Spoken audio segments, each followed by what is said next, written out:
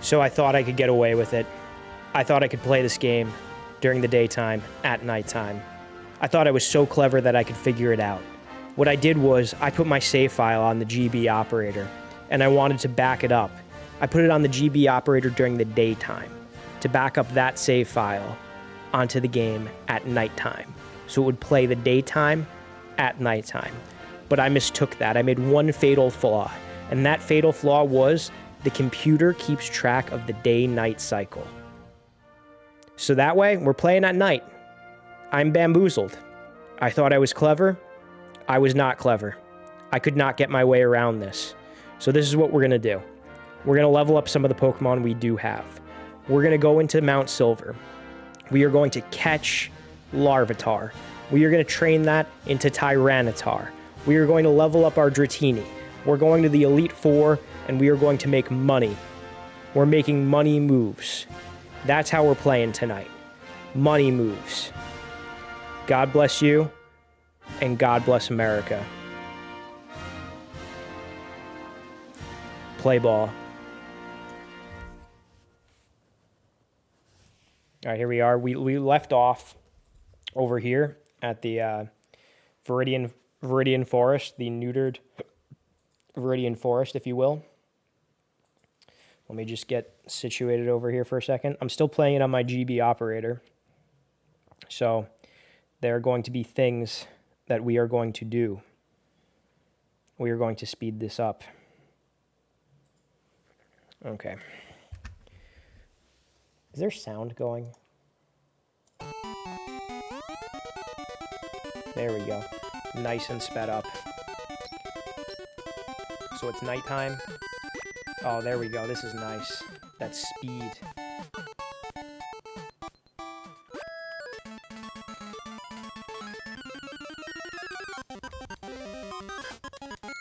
We got everything in Kanto, though. We're going to this gate over here, and we are going into new territory.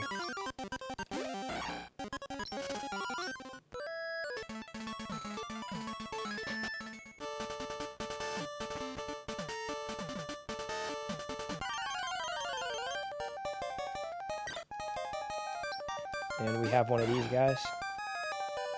You know what, just for the sake, no. I was gonna say for the sake of EXP, but we do want Ampharos at the point where he can weaken some of these Pokemon.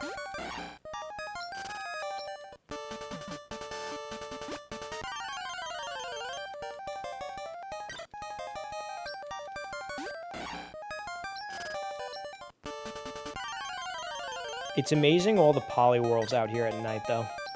Poliwhirl's a pretty solid Pokemon. I just never gave him a chance in any of my run-throughs. We also might need Togepi in here.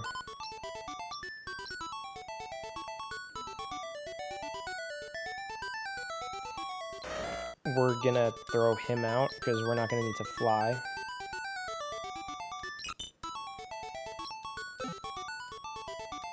Okay, let's do this.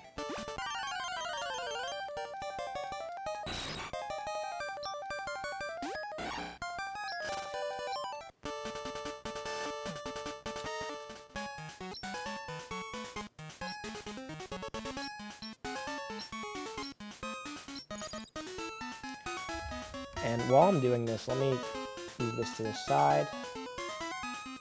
And I'm going to open up a new tab. Sarah B. Mount Silver.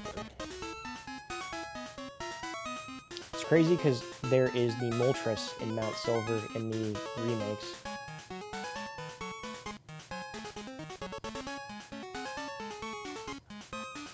You ain't first? Oh, King Henry is first. Welcome on in, King Henry. You're first. If you ain't first, you're last. Good to see you. How you doing? Alright, we got a nice handy-dandy map over here that we're navigating with, and we are looking for Larvitar in here. What is the encounter rate on Larvitar? Larvitar is 5% encounter rate over here. Should I even try to weaken this guy? playing Vice City on the PS2, bringing back the PS2. Are you excited for... I shouldn't have even tried to weaken him. That's what happens. Are you excited for Grand Theft Auto, the new Grand Theft Auto? The new Vice City? Because Vice City's in the new one, right? Welcome on in, Nuff Dragon. Nice little milkshake you got going on there. 3 large milkshakes.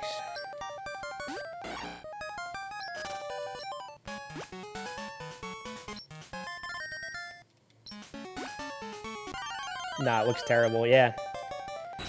A game for modern audiences. They have a single mom as a protagonist, apparently. That's what I heard. I don't know if that's true or not. I've never got into any of those games. I'm going to be completely honest with you. I don't have a Onyx.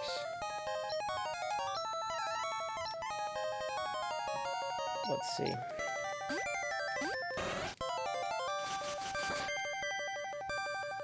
And we got Homer Simpson in there.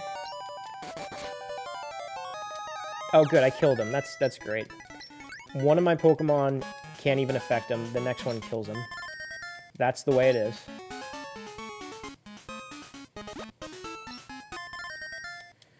When you see a rock all alone in Pokemon, you know it's an item in there.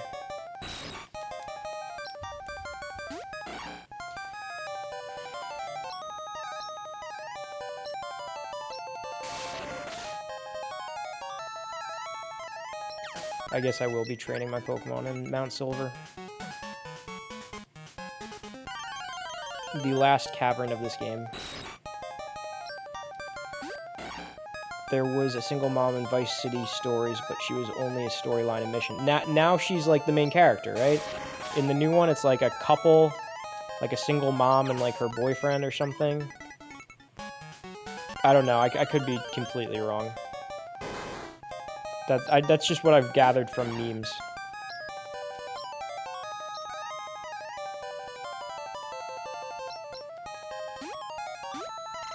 Did you like Grand Theft Auto 5? Because that's the one that I played a little bit of. There's a lot of good memes with that one. With that guy's haircut. I see you at work.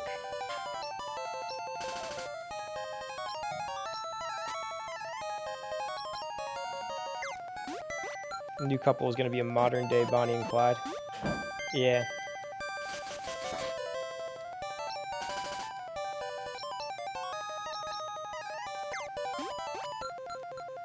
I never got too into the Grand Theft Auto games.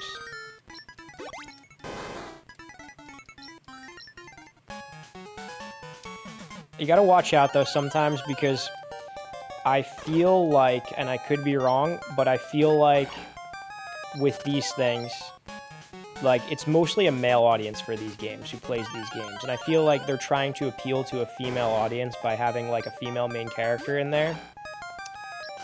And when it comes to something like Grand Theft Auto, where, keep in mind, I haven't played too much of, traditionally it's like killing prostitutes and being a gangster and stealing cars. You know, things that typically women are not as fantasies for them, I guess, let's just say. I feel like they're trying to get more girls on board with it. And I feel like that's similar to Star Wars, where they try to get a lot of girls on board with it, but it's ultimately just not their audience. They're pandering to an audience that they don't have. That's what I think, though. GTA 5 beat in 360 right before starting the PS2 games. Oh, nice.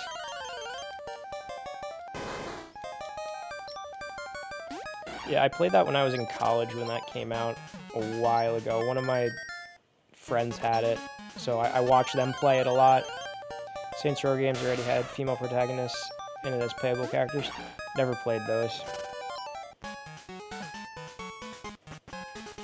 I'm not saying there's anything wrong with it. Like, there's female protagonists in Pokemon. I just don't think that that is... Like, they might be going after a market. Or maybe they're not. I don't know.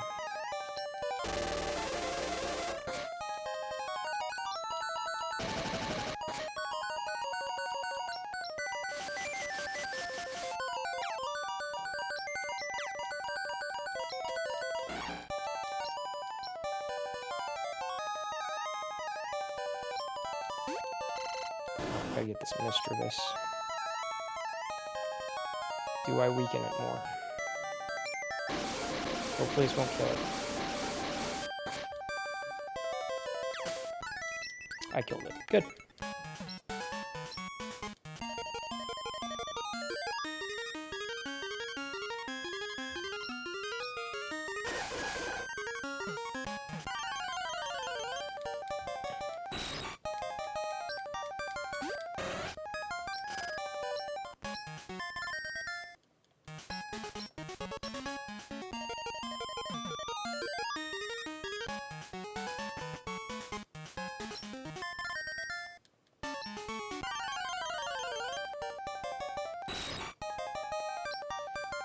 I need a Mischievous or a... What was it? I need a Mischievous or a Larvitar. Really looking for a Larvitar, though. Need them both. Let's get the map of the next area up in my side window so I can see. So Larvitar's got a 5% encounter rate here. Mischievous has a 10% encounter rate. Next they should make a female lead in another Red Dead Redemption game, maybe. And female characters from RD2. Never played that one either, but I heard that that was a good game.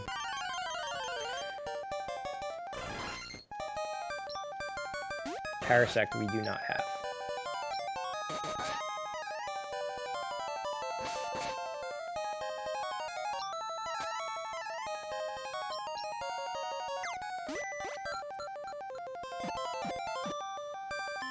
That was an easy catch, surprisingly.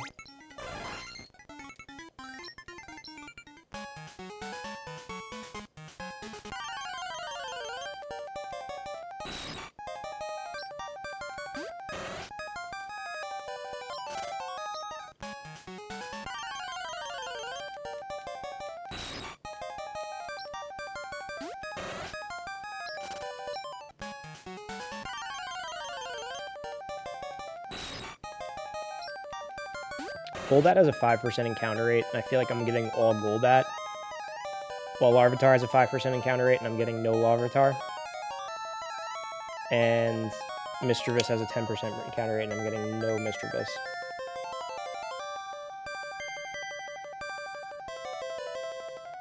Oh, never mind. I was looking at the stats for Pokemon Gold version.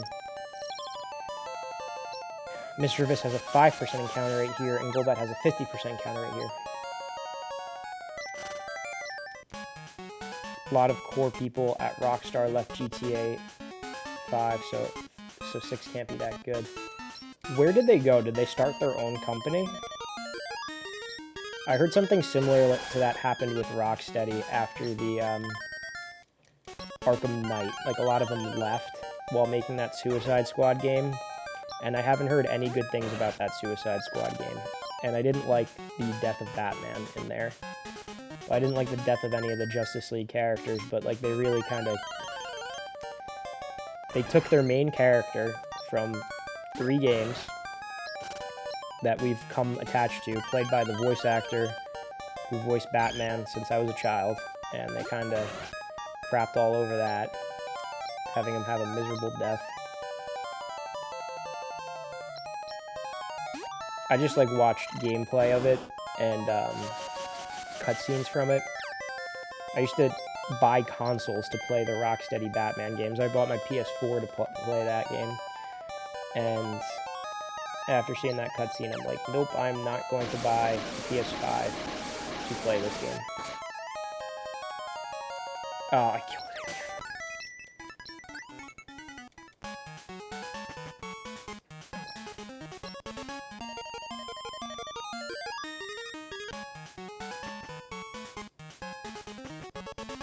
Is this it?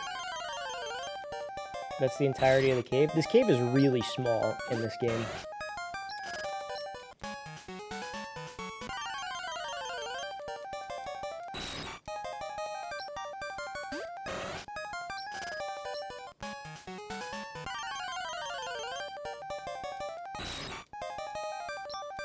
They screwed over Ken Conroy in that game. Did you play it? I haven't played it, but yeah. That was one of his last times voicing Batman. They have him, though, apparently voicing Batman in this, like, part 3 of this animated Crisis on Infinite Earths animated movie that has not released yet. And then they have him, I think, voicing Batman's dad in this other Batman animated series that's being made by Bruce Timm, who is one of the creators of Batman the Animated Series. Talked about it on your stream. Yeah, I talked about it a few weeks ago, too.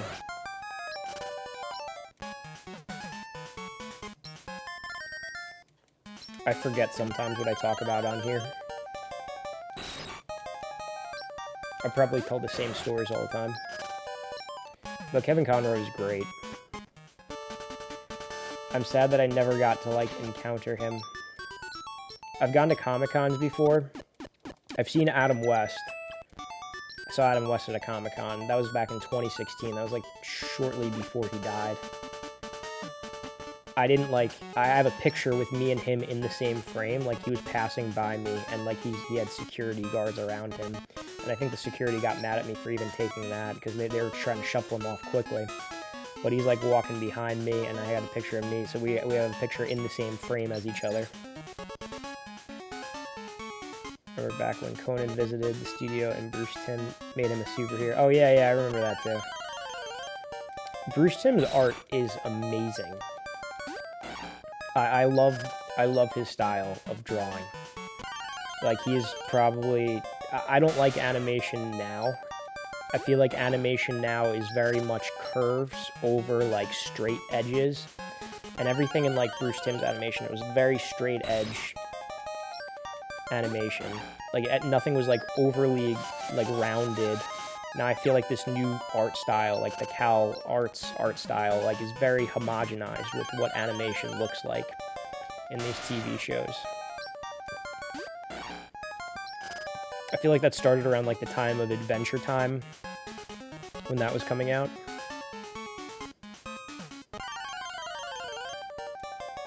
Like, that's the first time I remember seeing that Cal Arts art style.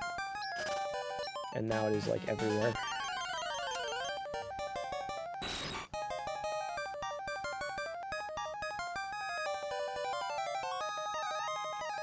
Entrance. Side. Deepest waterfall cavern. What is in the waterfall cavern? Okay, in the waterfall caverns, they have Mischievous at a 30% encounter rate, so let's go for him first. Watching a guy's YouTube channel who does excellent work making things out of clay. Oh, that's awesome. I actually did a little bit of clay art myself. I made a Batman in the style of Batman the Animated Series out of clay back when I was in high school.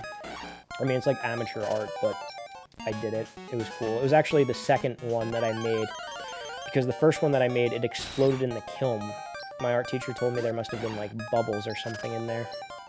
So it exploded in the kiln, and I don't have that one anymore. That was a little devastating for me. So I had to go through it and go through the process of making a second one. I spent, like, a month doing the first one, like, figuring out how I was logistically going to do it. And the second one, I think I made in, like, 3 days. Like, I really just kind of speed run through it.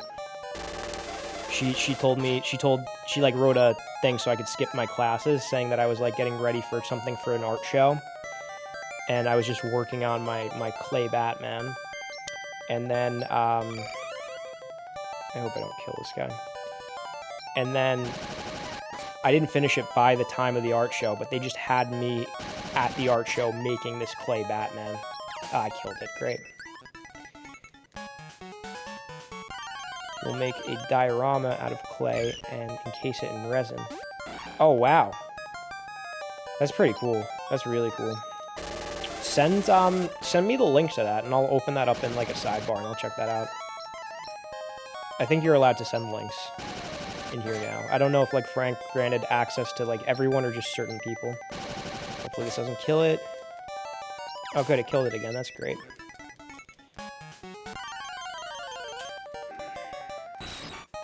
I also made a Seadra out of clay. and I made a Charizard, but I kind of like took a lot of like liberties with the Charizard that I made. Like I made his, instead of orange, I made him a dark red. Like it's just kind of like my interpretation of a Charizard. I didn't give him the chubby stomach. I made him jacked. I put like abs on him.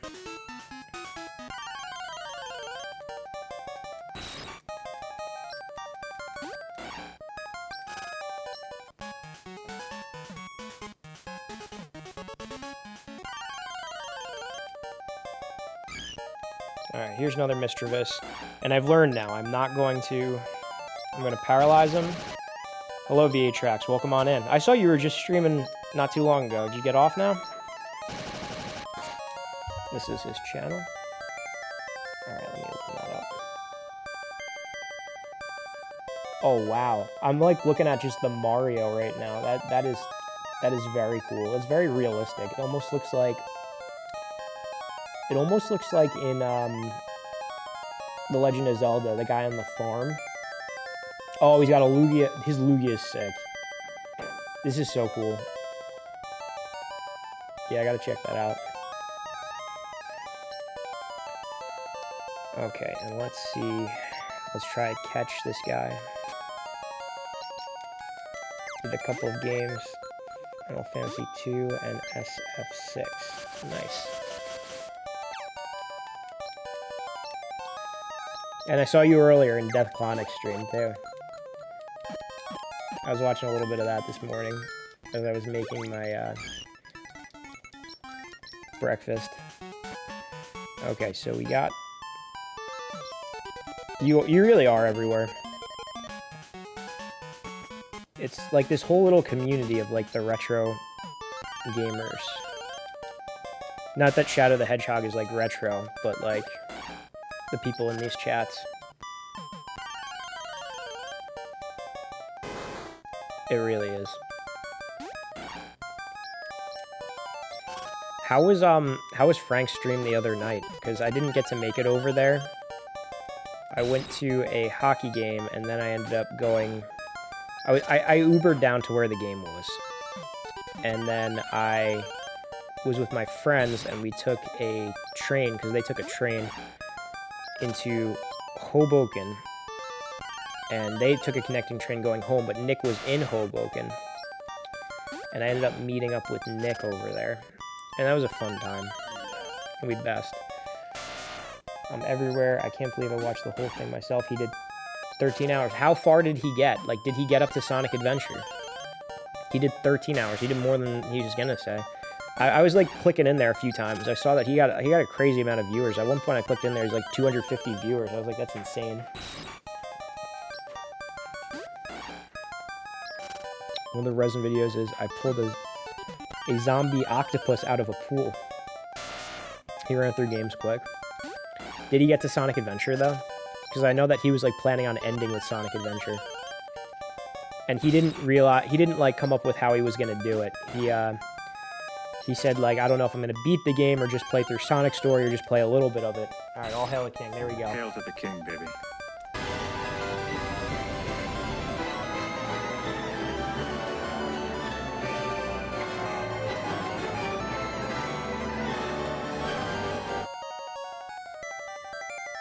Welcome on in, Legend Singleton. Alright, we gotta find this Larvitar.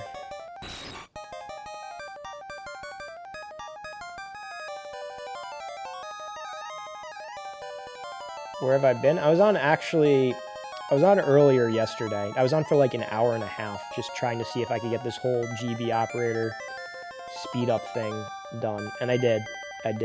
So here's the game being sped up. I'm playing it on my GB operator. Check this out. Look at this. You ready to see this? This is it. This is what I'm playing the game on. And that's speeding up the game. I'm not playing on the analog anymore.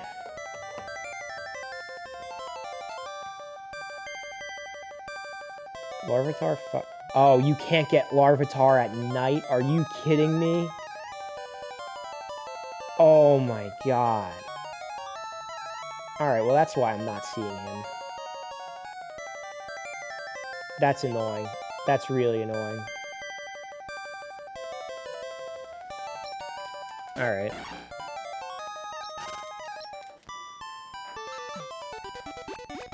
I guess tonight's stream is going to be leveling up Dratini then. This is really annoying.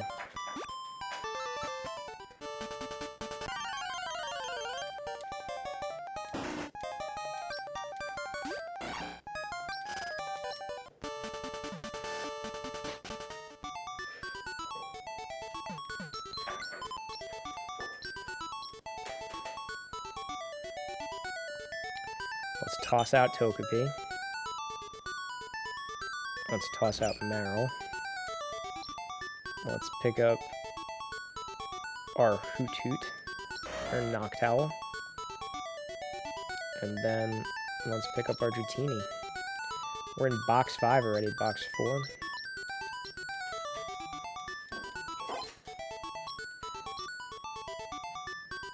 Where is Dratini?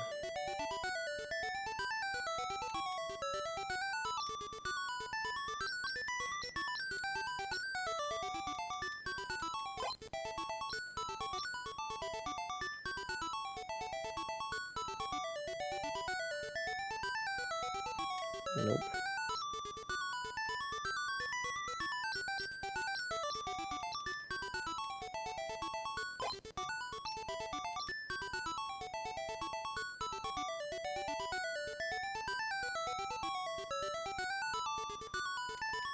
Good.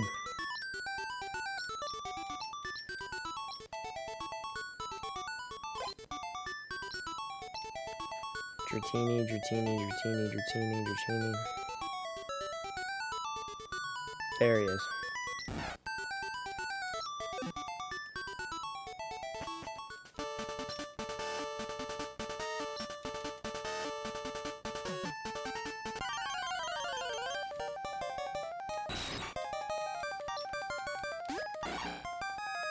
You know, I could train Dratini in the Elite Four, or I could train him over here. Let's see how this goes.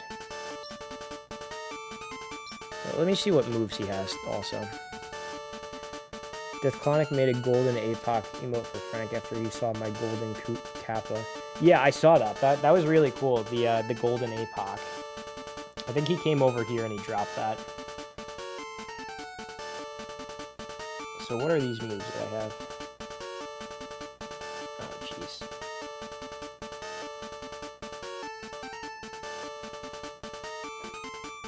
I don't even know what these moves are. I might have to experiment with Mystery Teeny first before I do anything. So I'm gonna fly to Johto. Let's battle Pokemon over here. We're gonna put Dratini first.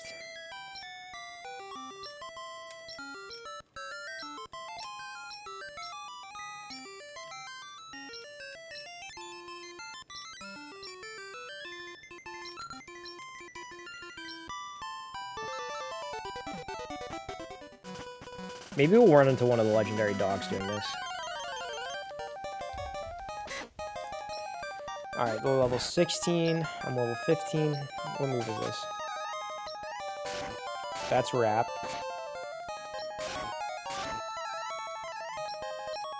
What move is this? Alright, that's Thunder Wave.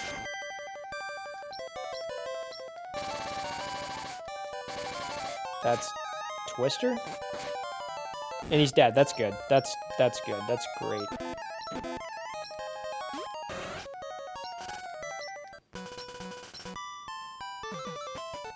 So I'm guessing that the last move is Extreme Speed. The Extreme Speed Dratini.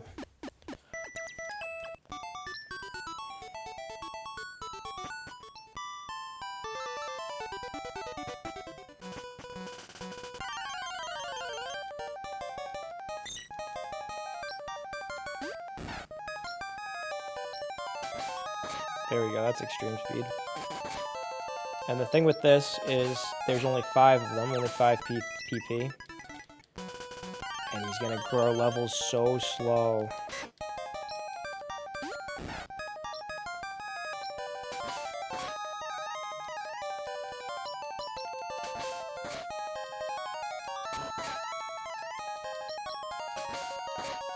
Well, there we go. We just used all of it. We got to heal. Welcome on in, Death Clonic. Welcome on in, Raiders. Thank you for raiding, Death Clonic. How you doing? I saw you were on earlier doing Shadow the Hedgehog. Tell me how Shadow went. Like, I had to get off after you got to, like, the second or third level.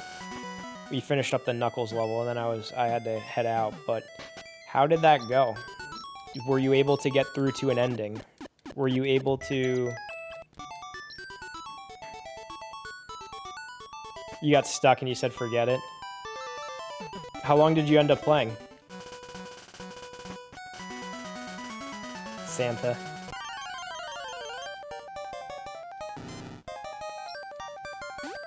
A few hours. Wait, did you get any ending though?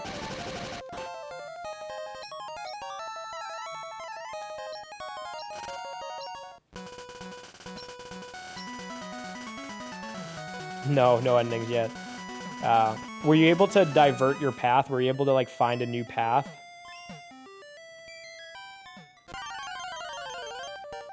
Played a ton of games. It was a good day for streaming. Were you streaming this whole time through? Like, straight streaming through the whole day? Or did you, like, get off and then go back on?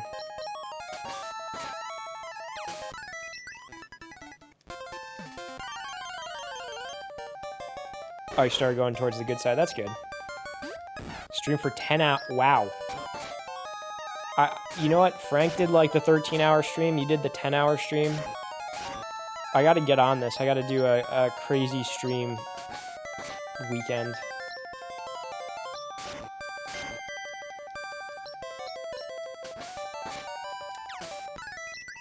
Maybe I should do, like, a 10-hour stream of this trying to catch all the Pokemon.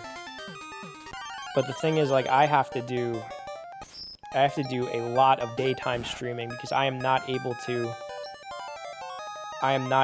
get these daytime Pokemon. Did not plan on going that long, but it was fun. That's good. You guys are inspiring me to do that.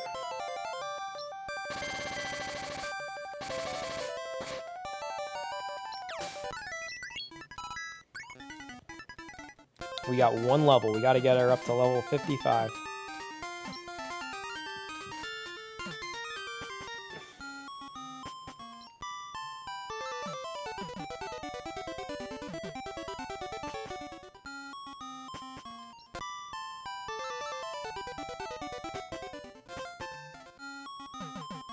Gotta take breaks, keep it fun. Yeah, gotta take breaks to go to the bathroom too.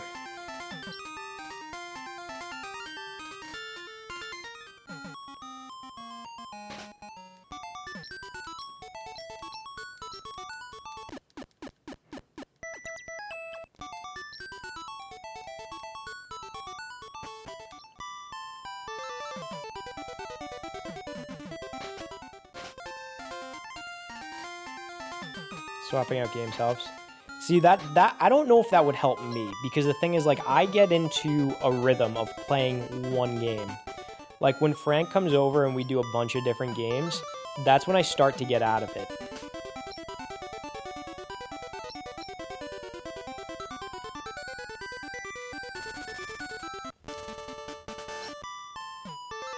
Because my body just doesn't adjust.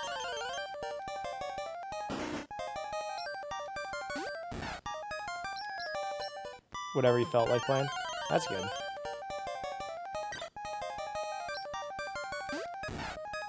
So what were some of the games other than Shadow the Hedgehog?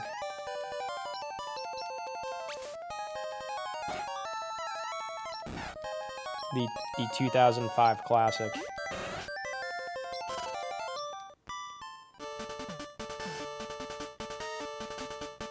Terminator 3.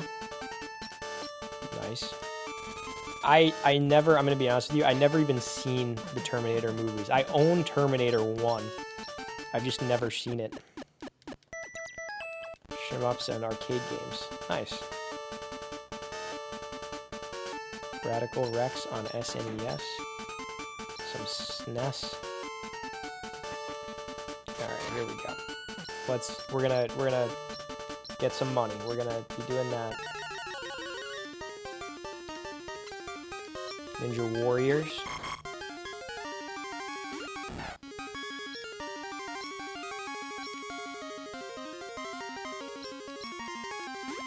I'm gonna be training up my Ampharos as I'm doing this too.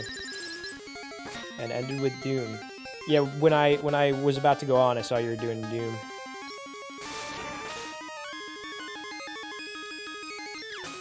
Was that the N64 Doom?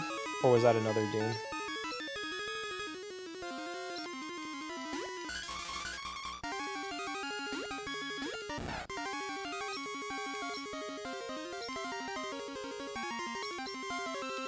GZ Doom on PC. Some PC Doom. With mods. Yeah, you do those mods. You were telling me the mods for Left 4 Dead 2 and all that, too. Like the SpongeBob one or the Shrek one you were saying to me before. What were some of the mods that you had in Dune? Like I said Dune. In Doom. Like what did you mod the game to do?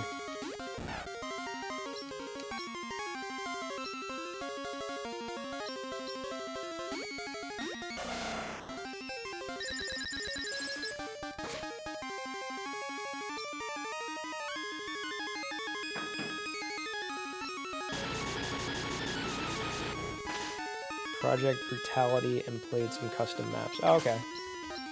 Nice.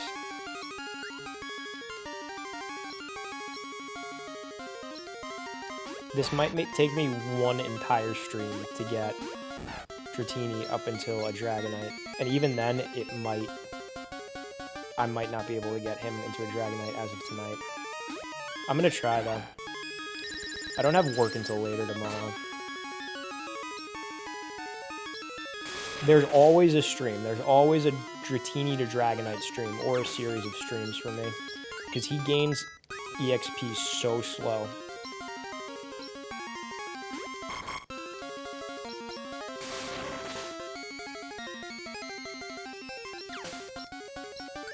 And I forgot to throw him out there, so there's that.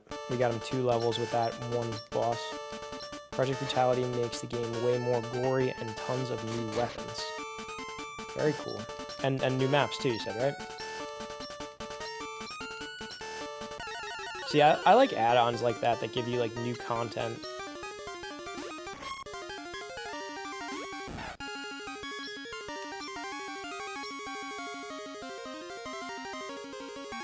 Okay, how are we gonna do this? Maps separate. And VA tracks with the Golden APOC. Yeah. Nick's in the background. He's working, though. He's doing the workman's. Maps are separate. We got Dratini to level 19. And Death Clonic has the Golden Skull. How was that marathon of yours? Good time. Death Clonic, not Death Clonic. VA Tracks, I saw you in there. The Shadow the Hedgehog portion.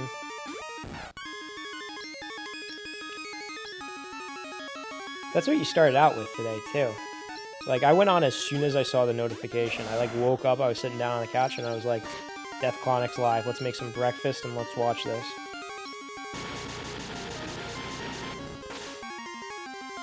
I got up a little late today, because I was out late last night.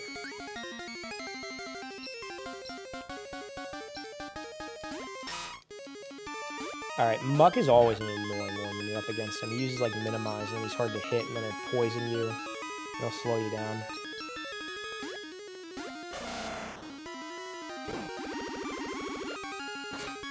If he poisons Typhlosion, like, we're done, because Typhlosion's gonna carry the team. I wanted to get through it at least once, but stopped being fun where I got stuck. Yeah.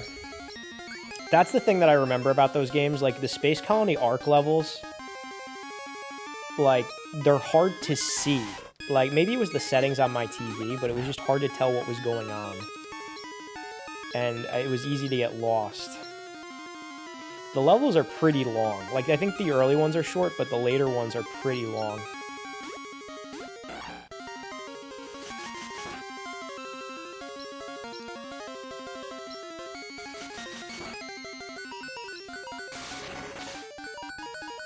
Oh, the Tron level, yeah. You were with, what's it called? I haven't played that game, like, since the year it came out, but you were with SBO. I remember that one. I meant to switch Pokemon. Okay. SBO.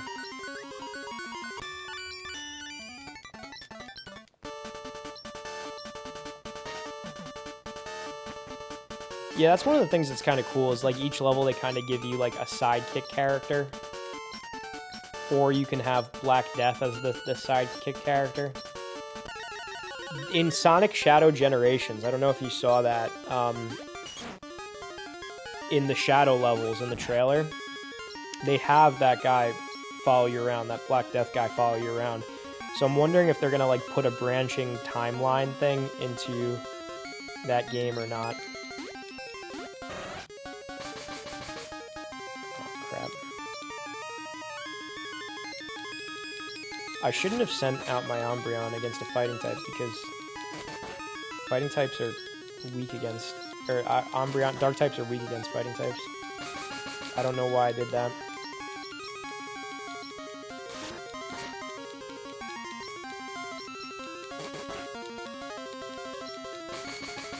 Kept falling off the same platform. Yeah, that's the same engine.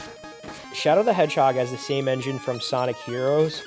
And I remember, like, the controls for that are very loose. Like, it's easy to fall in those games, because it's not... I don't know, it's not tight. That's the best way I could describe it. There's, like, a little bit of, like, glide. It's like his shoes have butter. I know he's got the floating shoes, but it's like they control like butter. Floaty controls. Yeah, that's a good way of putting it. Glad we're getting proper Sonic movies finally. Yeah, me too. I'm really excited for the Sonic 3 movie, but I'm almost afraid of how excited I am because I think like I might be setting my expectations too high, and I'm trying not to do that. Because I'm going to be honest with you, I would have rather had them adapt Sonic Adventure 1 before they did Sonic Adventure 2. Or even like some type of Sonic CD, or like introduce Metal Sonic and Sonic's other friends before they introduce Shadow. Because if they're faithfully going to do Sonic Adventure 2, like we need Amy Rose introduced. We need Rouge the Bat introduced. I guess those two are the only ones you really need. Yeah. Anyway. Oh, King of Hades, welcome on in. And hello, Madness, welcome on in too. How are you guys doing? We're playing Pokemon. I'm trying to level up my Dratini into a Dragonite. And that's probably going to take an entire stream to just do that. But that's what we're doing tonight. Hope you guys are doing well. We were talking about the Sonic movies earlier, because Death Clonic was playing Shadow the Hedgehog today. Everyone check out Death Clonic's stream. I was hanging out in there. He was playing some Shadow the Hedgehog, and we're talking about the movies now. So, what I was saying is I really enjoyed the first Sonic movie. I really enjoyed the second Sonic movie. But it was kind of weird to me that they skipped straight to Sonic Adventure 2 for the third Sonic movie. It seems like a lot of characters that they would need to set up. Number one. And number two is the story of Sonic Adventure 2 is a lot. Like you're in City Escape, you're in the prison island, you're at the pyramids, you go into space, whatever. And I don't know if they're gonna like adapt just elements of it, or they're going to like it's got to be elements. It can't be a one-to-one thing. Because keep in mind, Sonic also has the human friends now in this one. I'm just quickly looking up what Dratini learns set Gen 2. Where's Gen the 2. dog? Dragon Rage. Okay.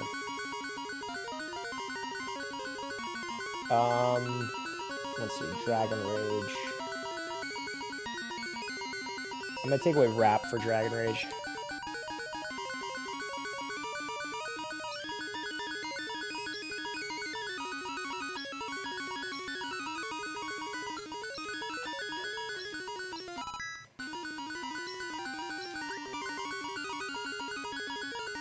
Where's the dog?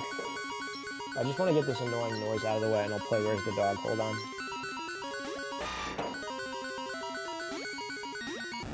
There we go. Where's the dog? We got the whole squad here. Alright, so we are not going to have our Dratini go against this hulking beast. We are going to send out... Yeah, we'll try to have Gyarados kill him. Pokemon is real good at annoying sounds, yeah. Especially because it's sped up.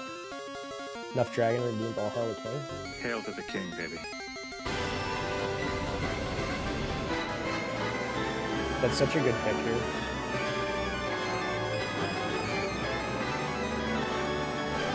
I'm glad we got that picture.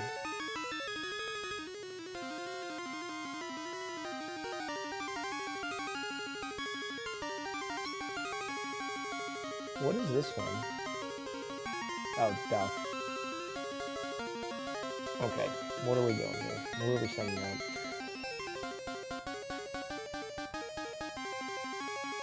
Let's try Ampharos. Hopefully Ampharos won't die here. And I used my weaker move by accident, but he's paralyzed.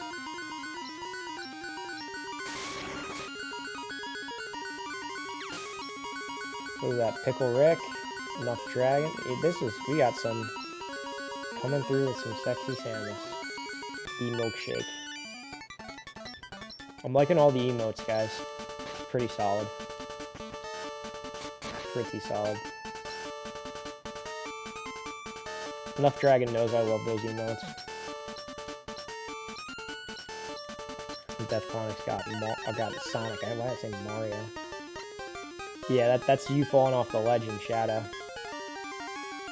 You got some dogs. That's Hades. That's Hades on the top. Who's the pug though? And the cat. J-Dread Billy Cat. J-Dread Marla. Oh, dead Yamcha. I'm going to tell you what I'm going to do after Pokemon, because you know how I did some Mario after I did Pokemon last time? I did Mario 64, and I kind of messed around a little bit with Ocarina of Time. I want to do Kakarot. Like, I decided that I want to do that on stream. But I have to complete this, because and I have to go back to Ocarina of Time, and I have to complete that. And then I have to have Frank over, and we'll do whatever random thing that Frank wants to do. Until Dawn was a lot of fun, though. I have those uploaded on my YouTube channel, so if you haven't seen those, check those out. I had a lot of fun doing that. Oh, I did not mean to. Now, Dratini's not going to get that EXP. Alright, so that's one of the guys from the movies. I know that's the Gogeta when they fuse to fight him, but I haven't seen that movie. No, you remember when Goku and Vegeta fused to do Gogeta, not Vegeto? No, I don't think that was in GT. They fought like this Red Devil guy. It was in a movie. In a movie, yeah. You know what I'm talking about, though?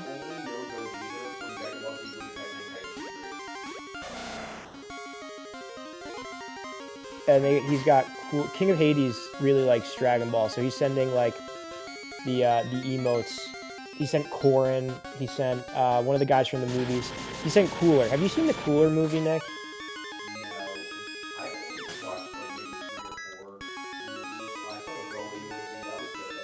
There were a few different Broly movies. I saw the one with Goten and Trunks. I watched the whole thing too. It was actually like, as a kid watching it, it was super fun to watch. Okay, King of Hades says that the Red Devil guy is Janba. If I'm pronouncing that right, Janba. Yeah. Do you know that guy? That's about right. From Budokai? Yeah, that's all Little Budokai? Budokai. When me and Nick were playing Kakarot, we just kept referring to that as Budokai. Yeah, because Dragon Ball Z Budokai Tenkaichi 3. I never knew Budokai Tenkaichi 1 or 2. I only knew 3. Was that for Xbox that you played that? And that was on Wii? That was the Wii? Did you have to do motion controls for that?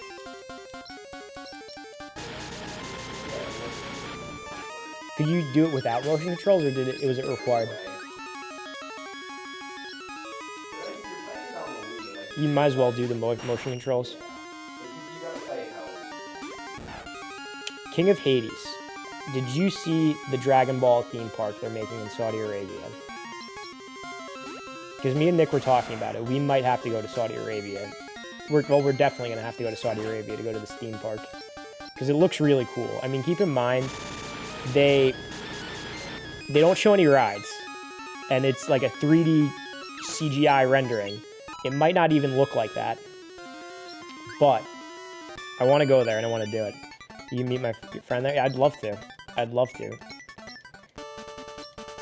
You know, right now, I'm going to tell you this. I'm out of school. I've been out of school for a couple years now. I'm in, like, the process of trying to, like, travel around the United States. And soon, I'm going to be trying to be into the process of traveling around the world. And hopefully that'll line up with when this theme park is open, ready, and it's been open for a few years. So hopefully it's not too crowded. Because I'm not saying it's going to be this year. I'm not saying it's going to be next year. It might not be for 5 years, but we're getting there. Like, that's my trajectory right now. That's what we're looking at.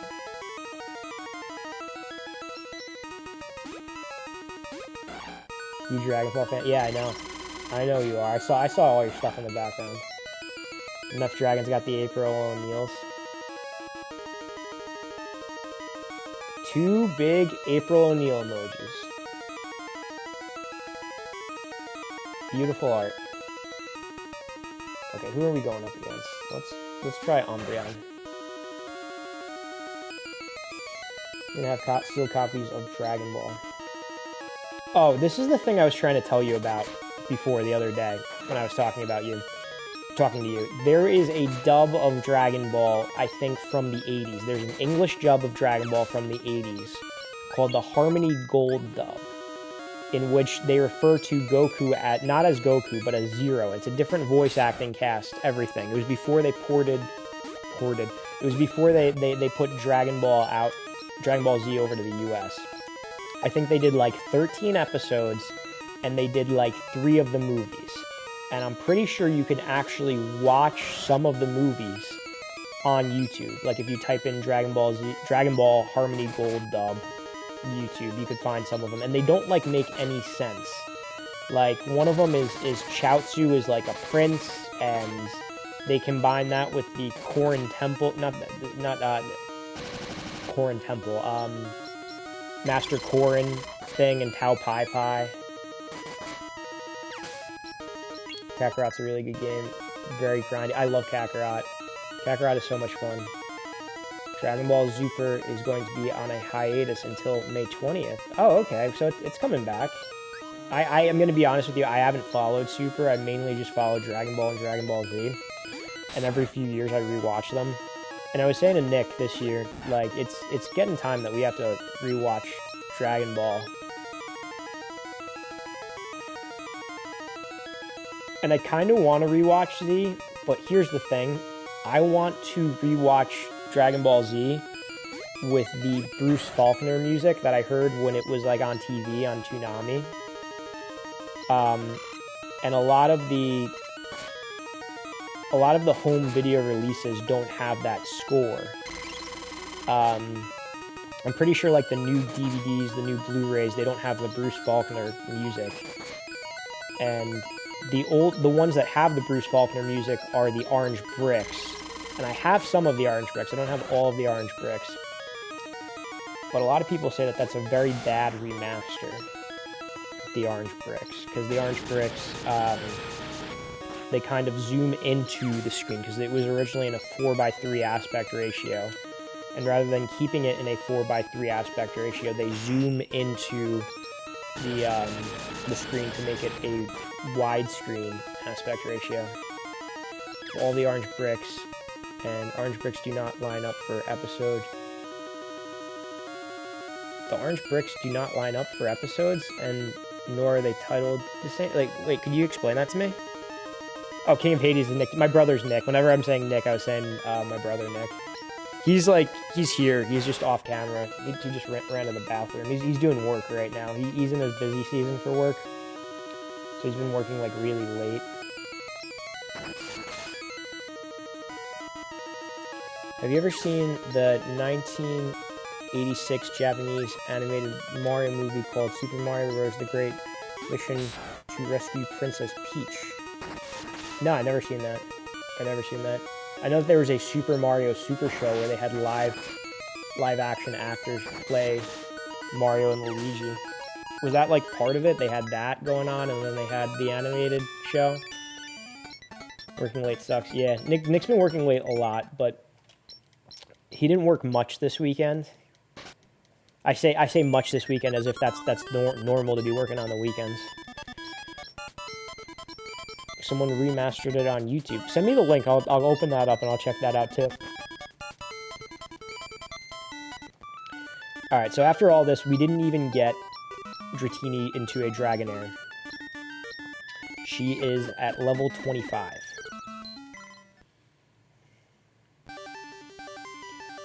This Dratini is going to be a pain in the butt.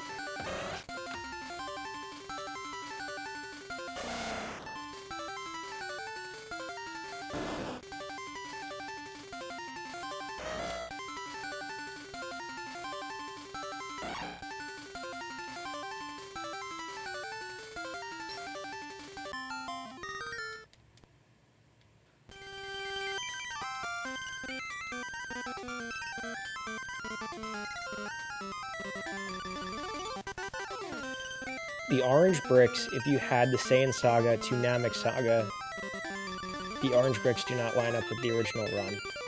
Oh, okay, wait, are you saying because the Saiyan Saga to the Namek Saga were done by a different studio, right? And then, like, when it's the fight with Frieza, it picks up with, like, Sean Schemmel as the voice actor and, Chris Sabat as the voice actor for Vegeta, and then they kind of try to do the voices that were previous, and they go through the Buu Saga, and then they came back and redid those episodes. Is that like what you're saying? The numbers don't line up technically. Sean did not come on until 99. Now, the orange bricks that I have, they're Sean Schemmel, so they're like re-recorded.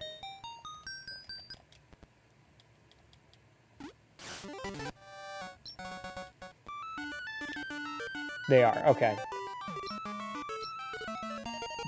But they don't line up with the original run. Like, are you saying that they condensed and changed some episodes?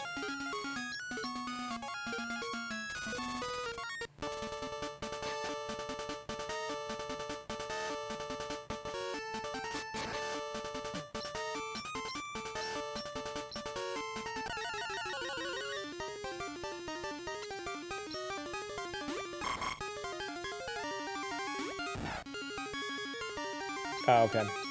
I want to look into that. I'm very interested in that. I'm very interested in, like, the different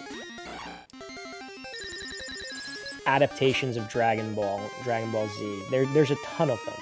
It's like, it's really cool because what we see over here, they didn't have in Japan. It's not just simply a change in voice actors, but it's a change in music. All that. It's some episodes I think were condensed for censorship over here too. Like, there's a very interesting history of the way that they brought Dragon Ball and Dragon Ball Z to the United States. And there's a bunch of different dubs. So do you have the dubs or VHS tapes of the original cast doing, like, episode 1 to 99? Like, with that... Because I remember that. They had the Dragon, Rock the Dragon intro. I don't know why they don't line up with the original run. I have the VHS, DVD, and Blu-ray from... Oh, Ocean View. Yeah, that was the other studio. But I know something crazy. Like, you can find... Apparently, they had Ocean View continue dubbing Dragon Ball Z in the Buu Saga. Like, they...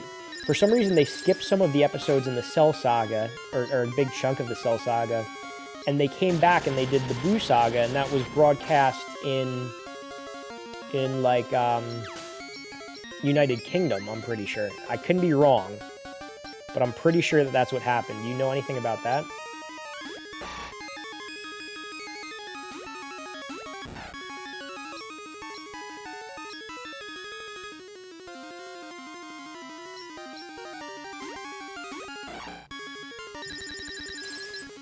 My memory is right. It was a contract issue. So they were like contracted to do it, so they just did it and they released it over there. This is that Super Mario animation. All right, let me open that up over here.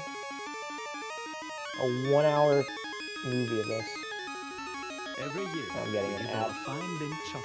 All right, I will check that out afterwards. Thank you for sending that to me. Enough Dragon sent that too. Thank you.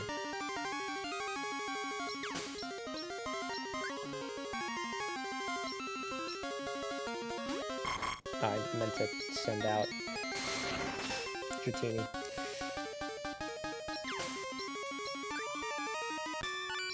King beat you that time.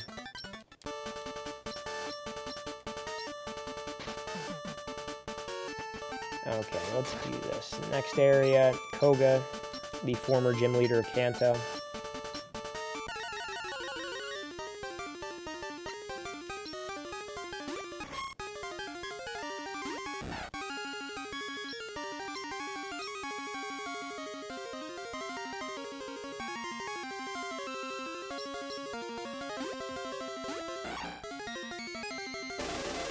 Rod is exporting. His link is better. Aren't they the same thing?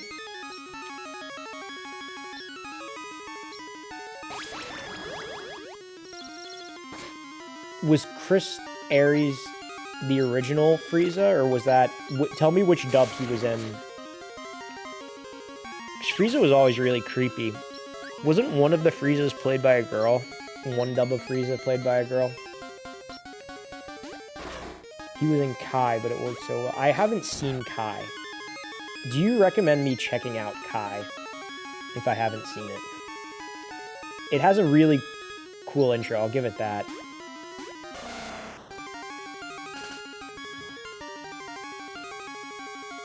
Do not recommend Kai.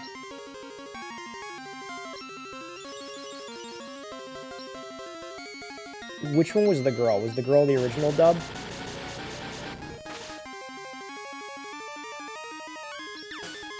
Captain Ginyu was turned into a frog. A lot of the voice actors changed. Yeah, they changed Bulma, right? Because Bulma's not the same Bulma anymore. Or is that just Super? Because, like, I took some adjusting for me to get used to the new Bulma voice in Kakarot. Because that's the new Bulma voice in Super. I didn't know if that was the same one for Kai, though.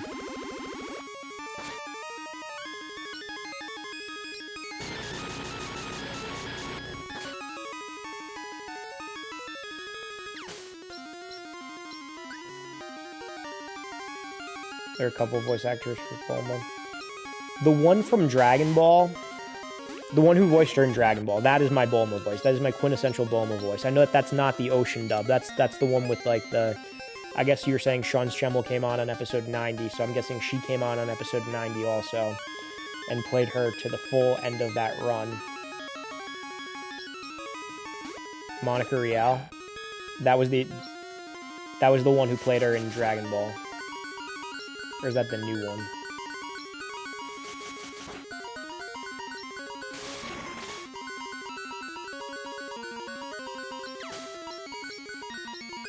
I know there was, like, some whole drama with them and, what's his name? Who was the other guy? The guy who voiced Edward Elric in Full Metal Alchemist. He also voiced Broly.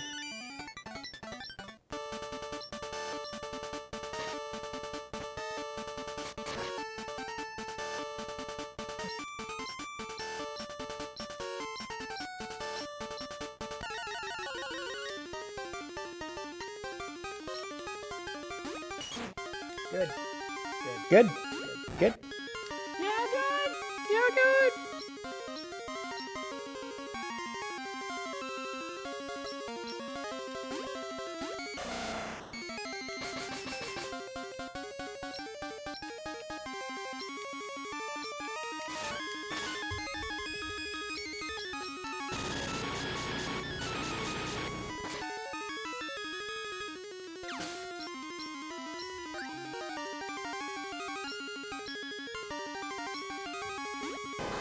This Dratini's got to evolve.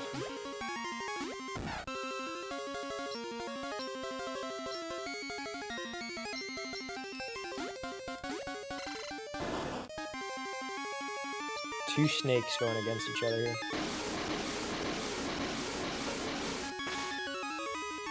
Captain Ginyu was a frog, but is killed in Super by Vegeta.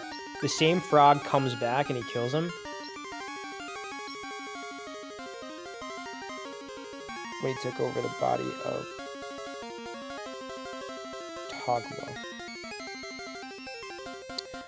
Wait, let me ask you something about Captain Ginyu. So, do you think that the purple guy with the spikes, that was his original body? Or did he just inhabit that body? Because his power is like changing bodies. That's just not his original body. Oh, okay. Do they show what his original body was?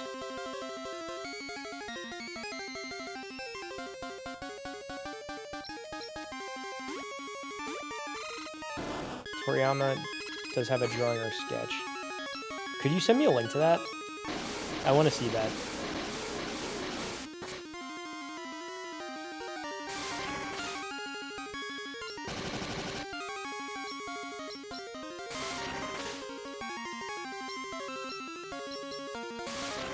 I know in Kai they have that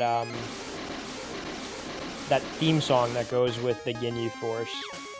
And then I know like the Team 4-Star people use that too.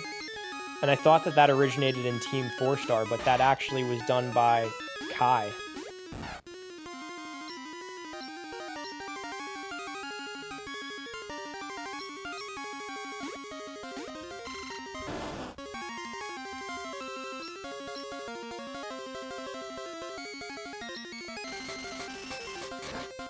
Don't kill him. Oh, good. That's good.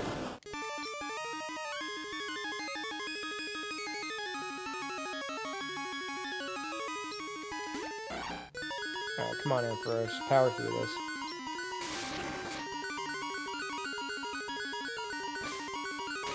Oh, he's dead. Good.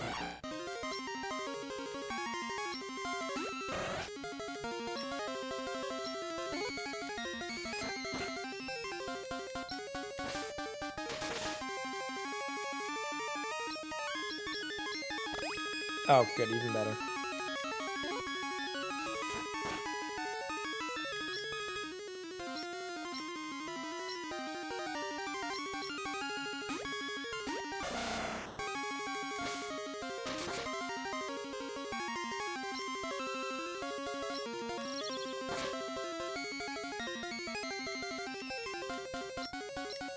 I might lose this time. All my guys are pretty weak.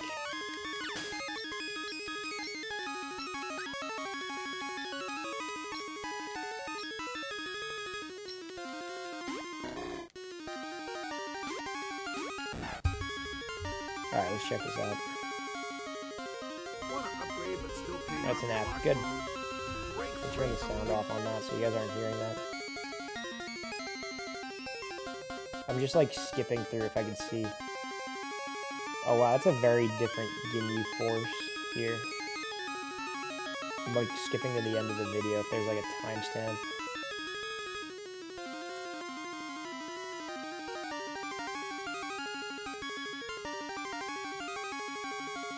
You know, I'm just gonna Google Captain Ginyu's original body and just see if I can find a picture.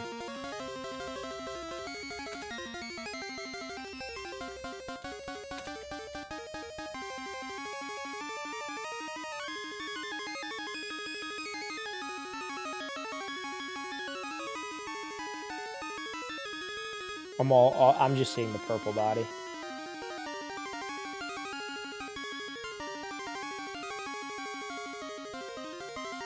I'm seeing one that's like without the little points on his head that's a really skinny dude.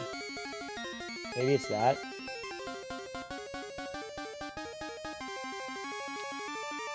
I'll check out the video after.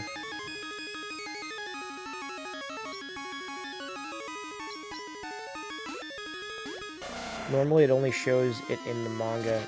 That is what is considered to be the original. Oh, they showed it in the manga. I read the manga. I have all of the manga.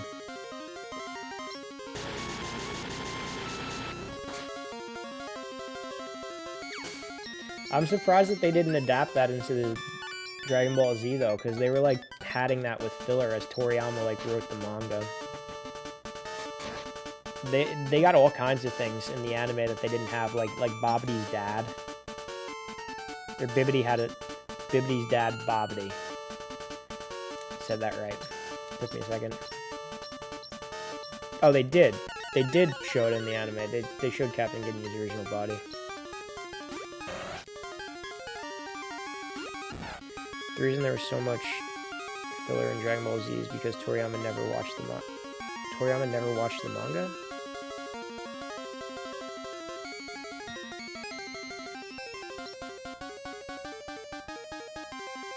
I know they said, like, in his death, like, he came out with some statement, because he was apparently up to win some award. Never watched any of it. He was too busy drawing and coming up with story ideas. Yeah. I mean, it's a pretty faithful adaptation. They just kind of padded out the fights.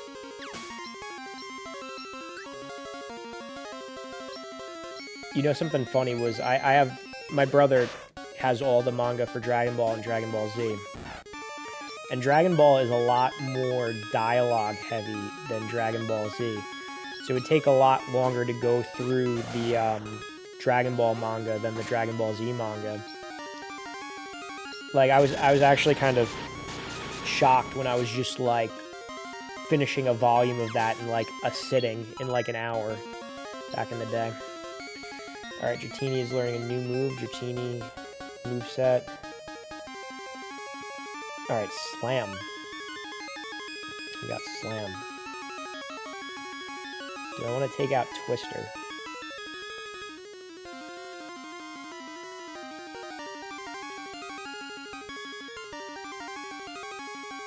Yeah, we can take out Twister for Slam.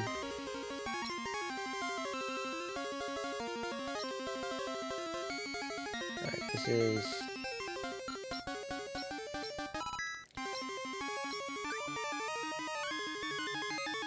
Dragon Ball had a lot of dialogue and fights, but Z was more fights and less dialogue. Yeah. I really like Dragon Ball. I think, like, I prefer Dragon Ball to Dragon Ball Z, but I will tell you, Vegeta is my favorite character, and he's only in Z.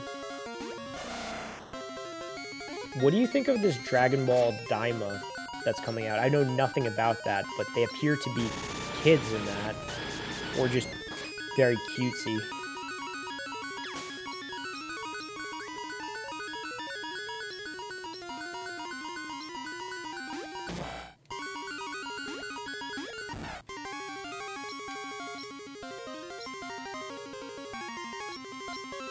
Dragon Ball Daima is going to be interesting. I don't know how I feel about it yet. What is it, though? Like, what? I don't know. When does it take place? What is... Are they kids? Are they not kids? Is it just the animation style? Like, I don't know what's happening with that. Oh, we're gonna lose. Unless my Umbreon could carry the entire team. No, we're probably gonna lose. It's a retelling of Dragon Ball?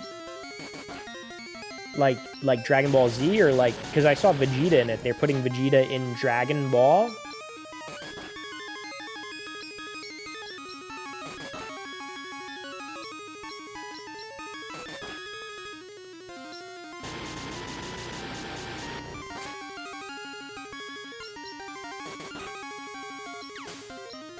It's a mix because it's the 40th year of Dragon Ball. Oh, okay. So it's like, it's probably like out of canon, its own thing.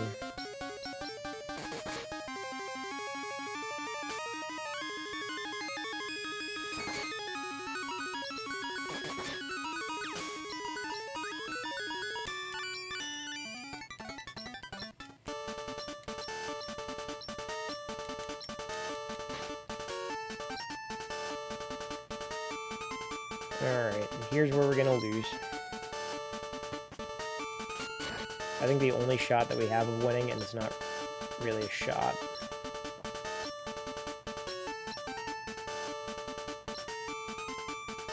Let's see items that we have.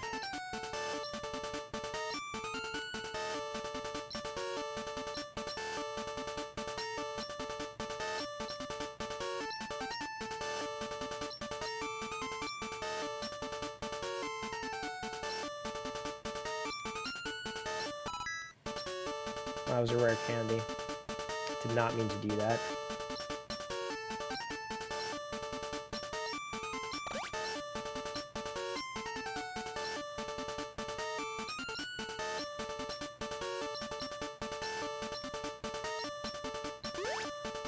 That was something. Two favorite characters are Vegeta and Piccolo. Oh, they're the two Chris Sabat characters. I know Toriyama said that his favorite character was Piccolo, but he kind of like sidelines him. You know, he kind of had the same arc for a lot of his characters, but it didn't get old. Like, you have someone who is like an enemy, and then they turn good and they end up helping them. And you have that with... You really have that as early as with Yamcha. And then... I don't know if they made really Krillin an enemy. No, I didn't make him an enemy. But they have that with Yamcha, and then, they have it again with Piccolo. Oh, no, they have it with Tien Shinhan, I guess. And then they have it with Piccolo. And then they have it with Vegeta. Piccolo has one of the coolest designs.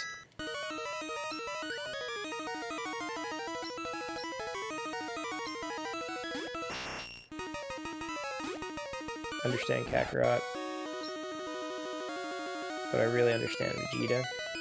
No, I get, like, Vegeta is like a... I get the emotion of that. That's a character that has, like, growth. I feel like he is the character who, like, went through it the most. The most amount of character development. And such. Saltine Cracker. He is on his best behavior. Let's go. Let's go, Saltine Cracker. Welcome on in. My favorite line was when Vegeta was dying, when Goku was talking to him, and a hard stone could not shed a tear like you could. I like when he becomes Super Saiyan for the first time. I like it with that Bruce Faulkner music going on. I think that's a lot of fun. I also like when, I like Majin Vegeta. I like when he's in Babidi's ship and he gets, like, taken control over. Like, I think that's one of my favorite parts of the Buu arc. I like when he has that little speech when Goku's fighting Buu, and I guess he puts his, like, pride aside, and he's like, alright, you're the best. I got a little Majin Vegeta there. I remember watching that. This is how I watched Dragon Ball and Dragon Ball Z when I was a kid. It was on Toonami, and on Saturdays, they would do, like, a 2-hour-long marathon, and they were showing the Buu arc, right? But it was, like, from Gohan, the beginning of it with Gohan in high school, and then, like, the tournament, and up until, like, Buu hatching. They kept replaying those bits. And then, during the week, they were playing the Saiyan Saga. And I think that was with the Ocean dub. With the Dragon Rock the Dragon. They played that on the Toonami block. But then, they were also playing Dragon Ball. And they were doing the original Dragon Ball from the beginning of the series until the Red Ribbon Army arc. Like, Muscle Tower, they did up to, like, General Blue. And then they restarted it. They would restart it around there. It was the most frustrating thing, because I wanted to just sit down and watch the story straight through. And I was just kind of, like, piecing it together. Like, there were good chunks that I missed on its original airing. Like, I never saw the Demon King Piccolo arc all the way through in its original airing. I have it on Blu-ray, and I've seen it since. And I've read it in the manga. I used the manga to kind of, like, fill in the gaps when I was a kid. And then, I never saw the Cell arc in its entirety, too. I have some of the DVDs. I was, like, given some of the DVDs of the Cell arc when I was a kid, because that was how I was trying to continue watching the story in order, also. That's before I even knew about the manga. Like, I'd go into Blockbuster, and I'd see a whole thing of Dragon Ball DVDs, VHS tapes, and it would make a picture when they had them all out on the side. And it was so cool looking at that full picture. Frieza was on some dumb Tim Bundy shit. Frieza was crazy.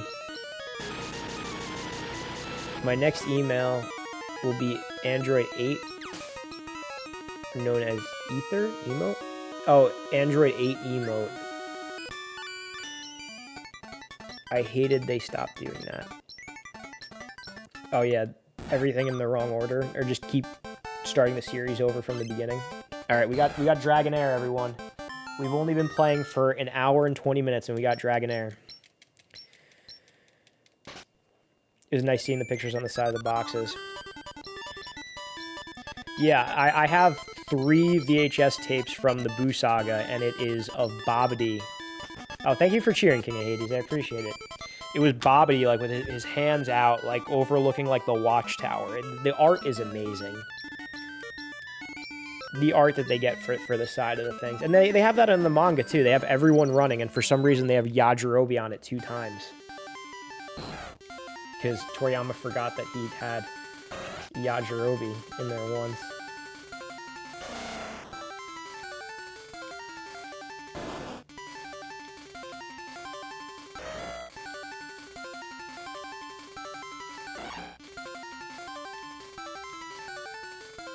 I miss Launch too. I thought Launch was such a fun character in Dragon Ball. She's pretty good looking too. But I thought she was such a fun character. I think Dragon Ball had so many of those cool things where it was like just concepts that like really entertained me as a kid. Like this girl, she sneezes, she's like the sweetest person ever, and then she's just like a killer.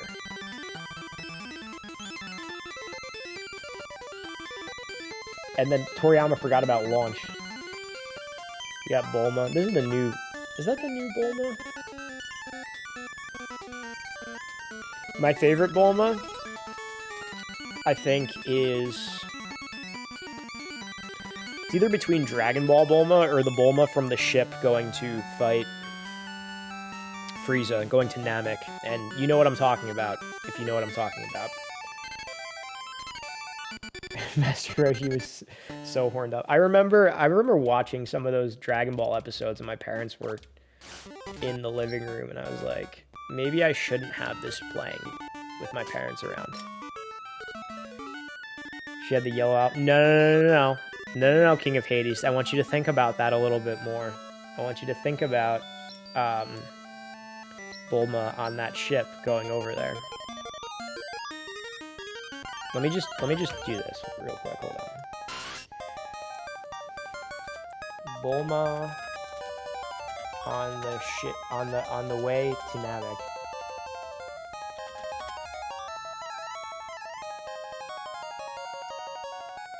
No. Bulma on the way to Namek. Yeah, it's literally like the first thing that comes up.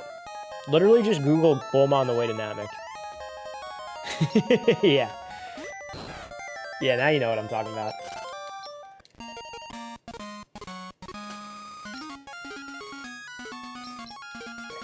I loved Bulma. That was like one of the big lies as a kid that like I believed. I believed that, you know, that I could be a little kid and I can be like fighting grown men and people like triple my size because of Dragon Ball, because of Goku. And 2, that, you know, eventually at some point in my life there's going to be an attractive girl who's going to show up and take me on an adventure with her. And those were the 2 big lies. Those are the 2 big lies in my life. And that's what started the cynicism. Really, that's what started it. When that never happened. I mean, there's still time, but yeah.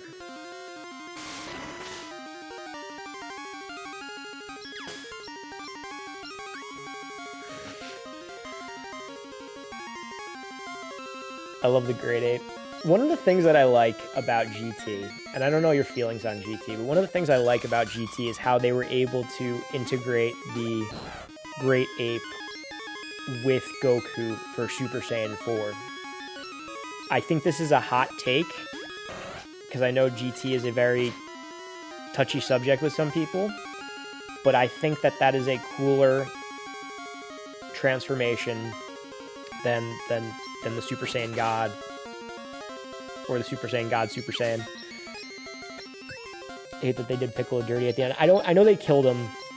I don't really remember. I don't remember the details. I know there was like Omega Shenron and all that, and they killed Piccolo. But I remember the baby arc, and I remember like being scared watching the baby arc. Like, he was like taking over their bodies, and I remember like, this is a new fear unlocked. Like, someone taking over my body, impersonating me. Remember the details pretty good. I have to rewatch it. I know it's kind of rough to get through, and there's a lot of like, what's it called designs, Toei designs.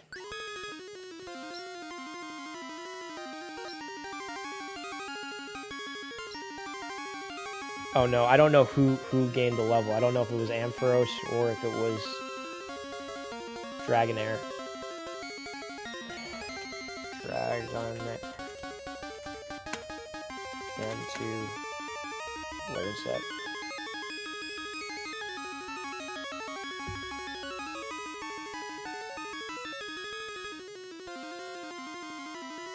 No, I think it was Ampharos.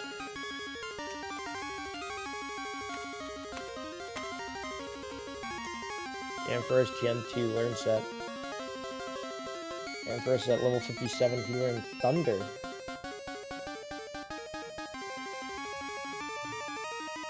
Alright, let's give him Thunder, and we'll take out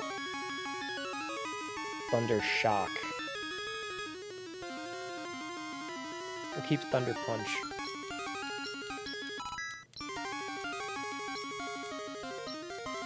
There's a lot of misconceptions. Toriyama was involved. He did the artwork and drawings, but not so much the storyline.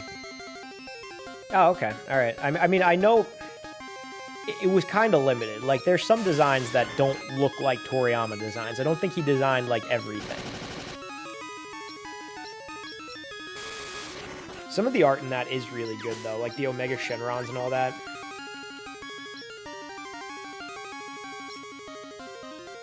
You got that Charizard in there. I love Charizard. I'm gonna have to trade over the Gen 1 starters to play as in here, too. And we gotta level those guys up.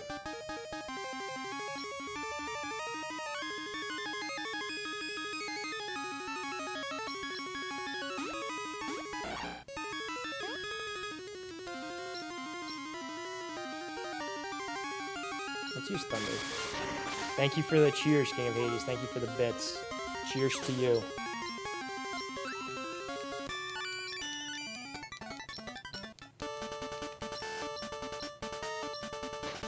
Alright, let's go to the next area. And we're gonna have Ampharos still keep trying to go there. No, I love talking about Dragon Ball too. It's honestly, like, nice talking about it to someone. Because I'm gonna be honest with you, like, a lot of my friends, like, that I hang out with, like, they've never seen it, and I just tell them how great it is, and they need to see it, but they're not gonna see it, because they're, like, they're not, like, those kinds of people. Like, I went to a hockey game with them, and, like, they're all, like, following hockey, and I'm like, I'm trying to pay attention, but I just can't do it, and I imagine, like, that's how they'd be if I, like, sat them down and I, like, tried to make them watch Dragon Ball. Your mom likes Dragon Ball? That's awesome.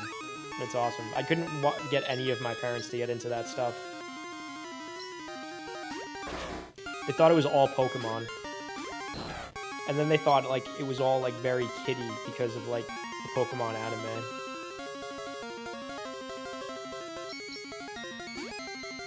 Inuyasha. I never got into that one. I watched some episodes when that was on Toonami, but I don't really remember it too well. That was like a classic 90s anime art style, or maybe even 80s. There was that, there was Yu Yu Hakusho that I remember. And then I got Verizon Fios in like 2006, and I got the Funimation channel. And I watched a ton of the early Funimation stuff, like on the Funimation channel. Like, that's where I was introduced to Full Metal Alchemist, the 2003 series, and I loved that one. and I actually like caught the ending of that show before I caught the beginning. The way that they air anime on TV is so strange because like I think I was watching the ending and the beginning at the same time actually. And then I'm trying to think of other shows that were on there. I watched Case Closed on there. I like that. I have some of the manga for Case Closed, but that has a crazy lot of manga. Watch Naruto. I have very unpopular opinions when it comes to Naruto. I don't like Shippuden, but I really like the original series. But my favorite part of Naruto is like the Forest of Death stuff. I don't know if you've seen Naruto. Like that really captured my imagination. Like for me, it was almost like it was like Harry Potter with the school aspect and the danger aspect and the fantasy aspect. But it was like more edgy than Harry Potter. Like I think that fulfilled to me what Harry Potter fulfilled for a lot of people. But once they started like getting away from that, and when it started getting like more abstract with like the transformations with the animals, like the toads and all that, I was getting out of it. What is this? Homer Simpson. I haven't been exposed to a lot of anime. If you had one, recommend me which one. Okay, this is what I'd say. I would say Full Metal Alchemist, the 2003 series. There's 2 series of Full Metal Alchemist. And pretty much the way that it goes is when the manga was being written, I think there were like 4 or 5 volumes of it.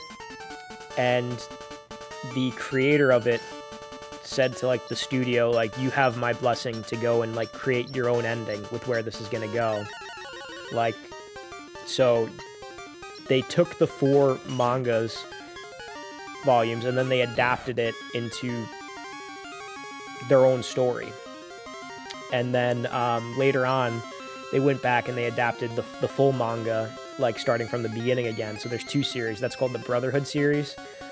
I prefer the original series over the Brotherhood series because I feel as though the original series, the 2003 series, has a lot more darker and mature tone and themes, and is more like real life, where like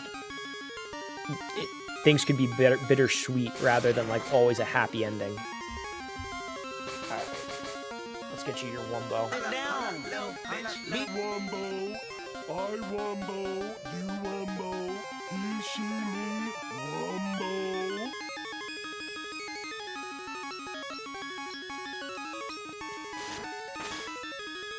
Hellsing is really good. That is the vampire that kills Nazi. Hellsing, I read the manga too. I don't remember it. I just remember reading it in like middle school because one of my friends had it and he would lend it to me.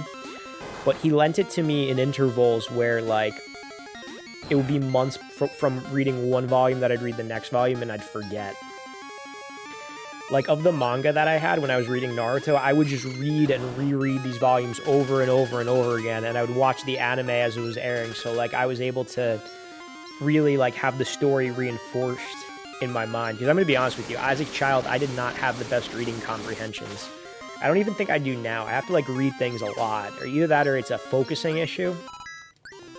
Because I have to read things, I have to take notes on things if I want to fully digest the material that I'm reading.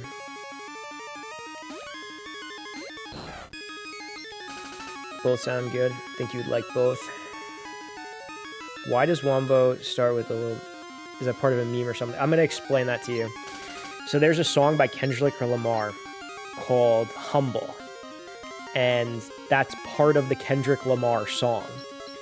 But in the song, it's like, sit down, be little, whatever, be humble. And for some reason, when that song came out and was really popular and they were playing it at all bars and whatever, I would turn to my friend and I'd say, sit down, be Wumbo. And that was just kind of an inside joke with myself and one friend. And when Frank was thinking about redemptions, there was this picture that I took with a Squidward like statue that you see when it plays. I took that picture and I made it look like an album cover. And I just titled it Wumbo as like a rap album. Frank's like, oh, you should have like a redemption where that plays. And I'm like, I thought of that inside joke that I had with that one friend, and I'm like, I'm gonna bring this into fruition. I'm going to make this an actual thing. And that is the story. That is the story of this Wumbo lore. because I know from the outside it doesn't make any sense to anyone other than me. That is the Wumbo lore. That is the secret behind the Wumbo.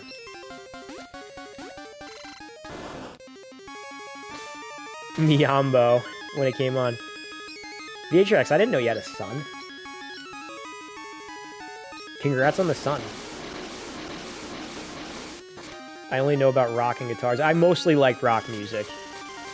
I didn't play the guitar for over 30 years. I have a guitar too. I played it a lot during high school. I took lessons during high school, but when I went to college and dental school, I just did not have the free time that I used to. So I had to put it down, unfortunately. And I keep telling myself I need to like start doing that again as a hobby. I did it a little bit in dental school when I wanted to just like clear my mind. The thing about playing guitar for me is like you're not thinking in words. I wanted to calm down like the internal monologue, I guess, because my thoughts were just racing at a certain point. And when I was playing guitar, I'm not thinking in words, I'm thinking in like sound. So that kind of helped me for a little bit. But I haven't picked it up too much afterwards. You have kids, plural. Congrats on the kids, VHX. I didn't know that. Which I'm being sarcastic. I have a 1980 Gibson Les Paul. I have been playing for over 30 years. That's awesome. I have a Gibson Explorer. And I've played for a few years and then not played for some years.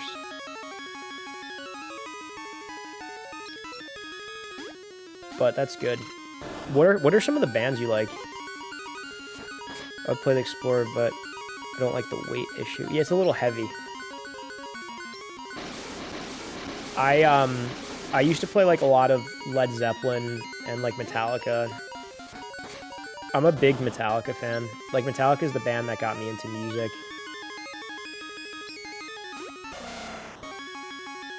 Prefer Gibson to Fender. Me too. I am a Gibson kind of guy. Mess with audio and programs. I've seen ZZ Top, Boston, Rio Speedwagon, Def Leppard, Guns N' Roses, Motley Crue, Tesla Leader Ford. I love those bands. I'm really big on, let me see. Def Leppard's great.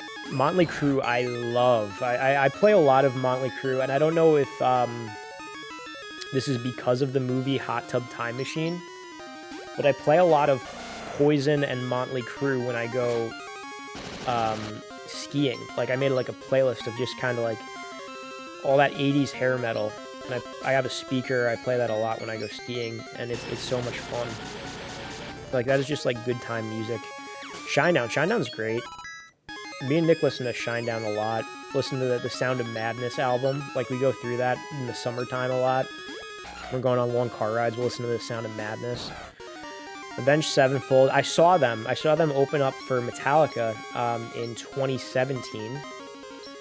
I saw them at MetLife Stadium is when they opened up for Metallica. And they were supposed to open up for Metallica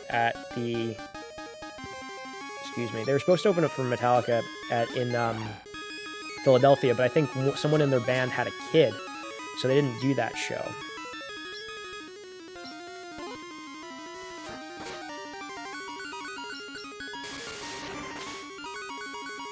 Seeing 30 concerts or more a year, that's insane. That's awesome, though. Those are good experiences. A lot of The Dollar and Waves. I don't know them. I got to meet Sinister Gates. That's awesome. Avenged Sevenfold is good. Love Foreigner. Hello, Cinemassacre. Welcome on in. I'm just grinding my Pokemon, and we are talking about music now. I'm trying to catch, I'm trying to catch anything. I'm trying to level up my,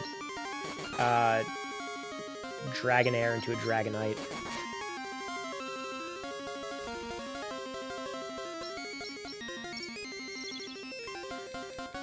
We're speeding up the game because I can't catch any new Pokemon at night because I caught all the Pokemon that I could.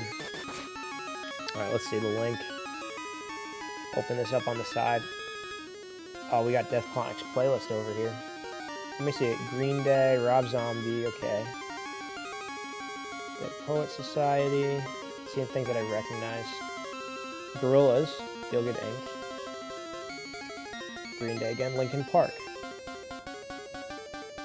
I'm just reading some of the bands that I know. Your 2024 playlist. I used to do this thing. I don't know if any of you guys did this, but I did this for a while. I did this from like, I want to say 2010 to 2018, is I would make playlists for the year and I would listen to them in order. And they would be anything from like pop music that came out that year to like songs that I'd discover or rediscover. And I'd listen to it in a very specific order where I'd almost anticipate the next song by another artist going on afterwards. And it would correspond to like parts of the year. Like I listened to this in the fall, or I listened to this in the spring, in the winter, then the spring, then the summer, then the fall. And then I go on to the next playlist. And it's cool because you kind of associate the memories of that year and that time in your life with those songs. So anytime I hear, I don't know, let's say Carly Rae Jepsen's Call Me Maybe, I think of 2012, right when I was about to graduate high school. Not that that's like something I listen to all the time, but that was like the big pop song that was in 2012. Whitesnake's great. Cheap Trick's great. Night Ranger, Lita Ford. Seen Journey a couple times. Throw on the good songs in there and discover and hit shuffle. Yeah, that's one way of doing it too. I stopped doing that. Again, that was a dental school thing, got in the way, and I kind of stopped doing that, but it's fun. All right, if I want to have any chance at beating the Elite Four here, I have to have Typhlosion go up first and just try to destroy Lance with that. Kenny Wayne Shepherd puts on a good show. My all-time favorite concert is B.B. King. Nice.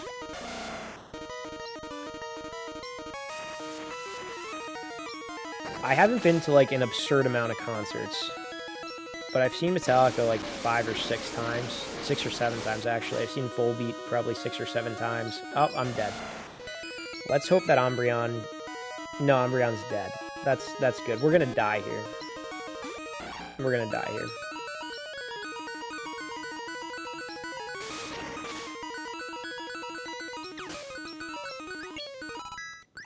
I saw Metallica with the Big Four, so I saw them with like Anthrax, Megadeth, Slayer. I saw Megadeth like once on their own. I saw Anthrax with Volbeat.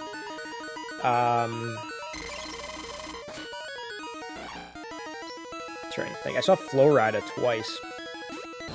He came to my college, and then I saw a rodeo that he was... I went to Austin, Texas, and he was playing at a rodeo. I saw that. That was pretty cool. Good.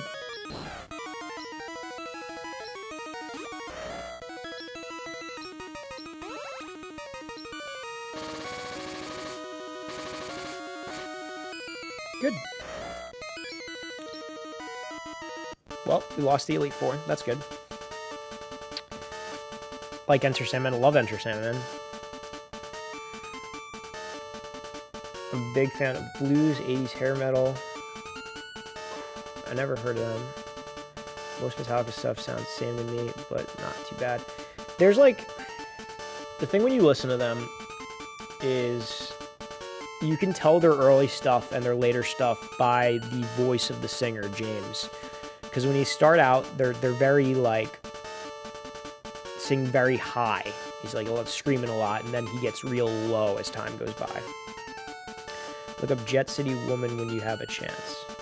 Nice. Okay, I will. I'm going to do one thing, though. I got to tell you this. I'm going to pause the game is what I'm going to do. I'm going to even open up this, and I'm going to just pause it right there so you don't hear the same repetitive music over and over and over again. I'm going to go to the bathroom. I'm going to come back. I'm going to put the Be Right Back screen on. I will be right back, so hang tight. It's good talking to you guys. I'm enjoying this.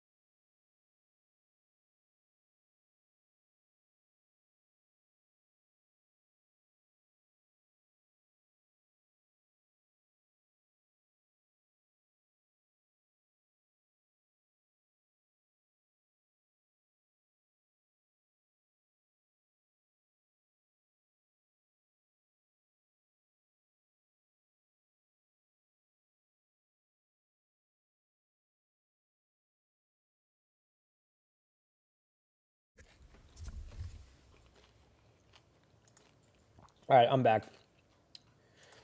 And I just got chips. Okay. Here we go.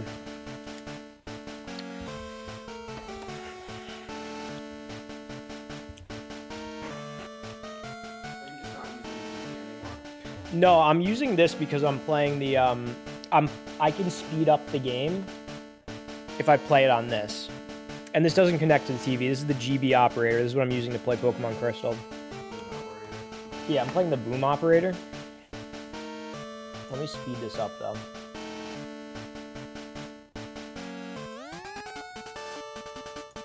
There we go.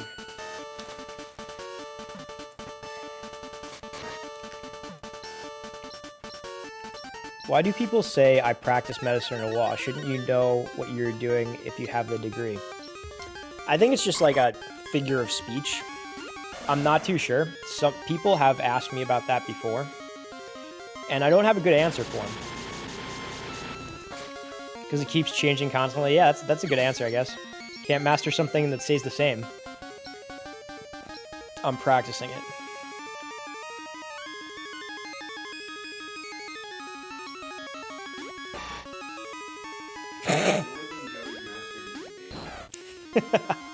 Nick, you're better at debating than I am.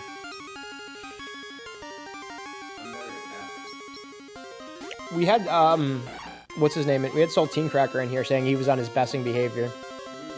Yeah. You missed that one. Yeah. Oh, I should tell him that. Yeah.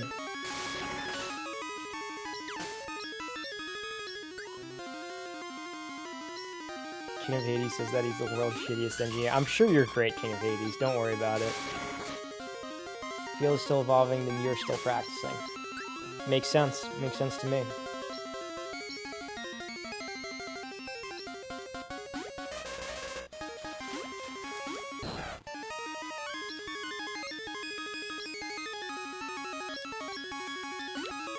Just draw lines and circles for a living. There's people who do less. There's people who send emails for a living. Not that there's anything wrong with that. Like I'm just taking a shot at my sister. They decide how many TikToks a week they want to do. Do they want to do 1 TikTok, or do they want to do 3 TikToks?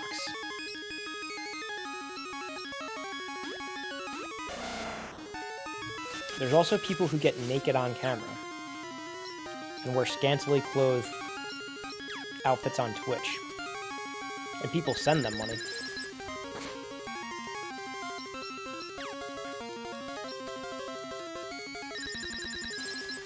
This is great. We're gonna lose now because I can't land a hit. This is absurd.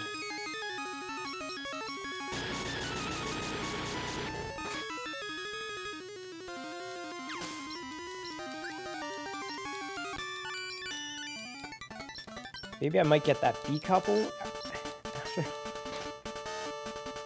B cup for what? For drawing circles?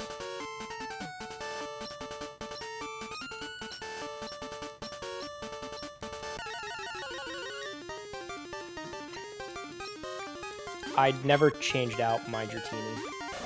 We have Typhlosion going first.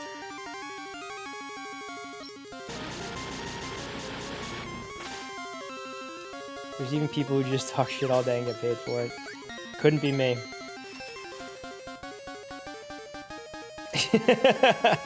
Half an A cups of B cup would bring you more viewers.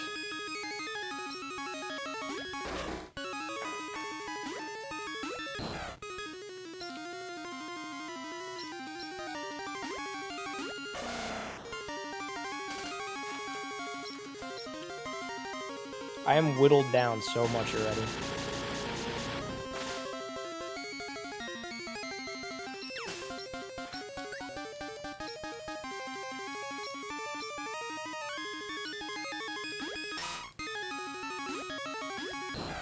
The thing is, when Dragonair even gets to like level 40 where he's viable to hold his own against these people, he's not going to be able to.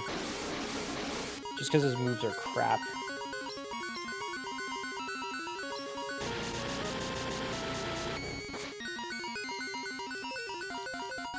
Is that guy called Sludge? He's called Muck. There's a lot of Pokemon whose names backwards are what they are. For example, Ekans backwards is Snake. And then Arbok backwards is Cobra. And Muck backwards, we're not going to go into it.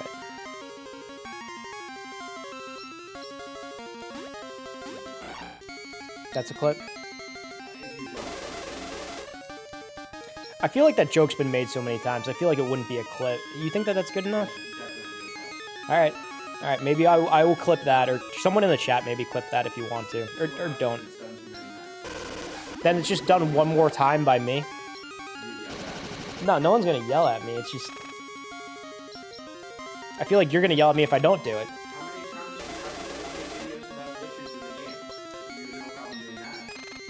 That's true, but that's an overused meme. Is Muck backwards? All right. We're doing really bad, guys. We're doing really bad. Sounds dirty. Don't spell it backwards. But I know nothing about Pokemon. We had VHX in here before. He told me he had multiple kids. I didn't know that. Love VHX. Yeah, we have King of Hades. We got Death Clonic in here. I was telling Nick how you were doing Shadow earlier today too. Nick's, yeah, Death Clonic's here. No, he said he got onto the good path, but then he got lost and he didn't finish it. He said he didn't even get an ending.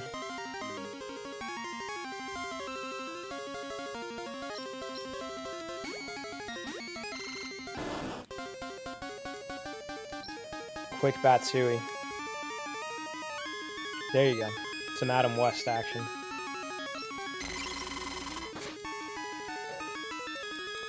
It's funny for people who haven't heard it yet. Nick, remember, we're around 1 hour and 55 minutes in the stream for when I clip this. 1 hour and 55 minutes. Thank you for the cheers, King of Hades. I appreciate it.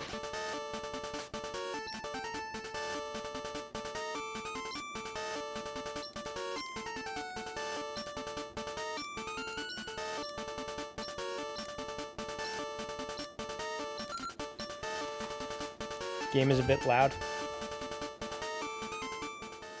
How are we now?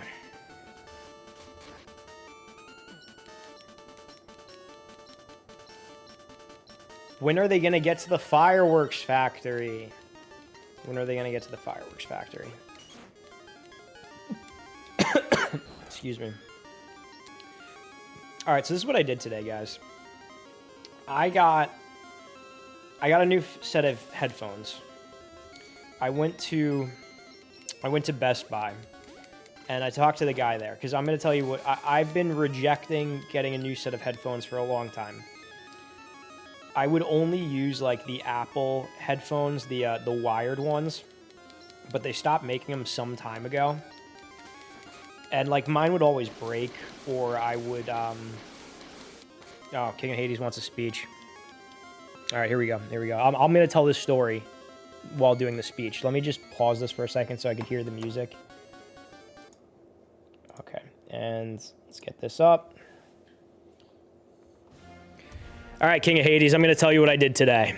I'm going to give you a speech and tell you what I did today.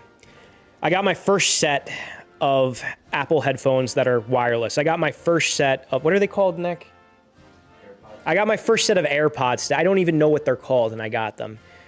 I went down to Best Buy and I got them, and I didn't want to hop on this bandwagon for a long time. I've been so anti-AirPods. I'm afraid I'm going to lose them. I lost a bunch of my other headphones. Or my sister steals them. Or she tangles up the wires and they're unusable. Or I leave them in my pants and they go through the wash. And then after a few times going through the wash, they either electrocute my ears or they don't work.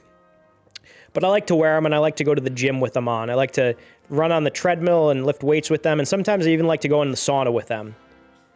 But I was hesitant about getting the AirPods. I went into Best Buy today, and I said, give me your best headphones I could work out with. And they showed me one of them, and they're awkward, and I tried to put them on. And then I said, just show me the AirPods. Let's do it. Today's the day. Today we finally pulled the trigger. Today we get the AirPods.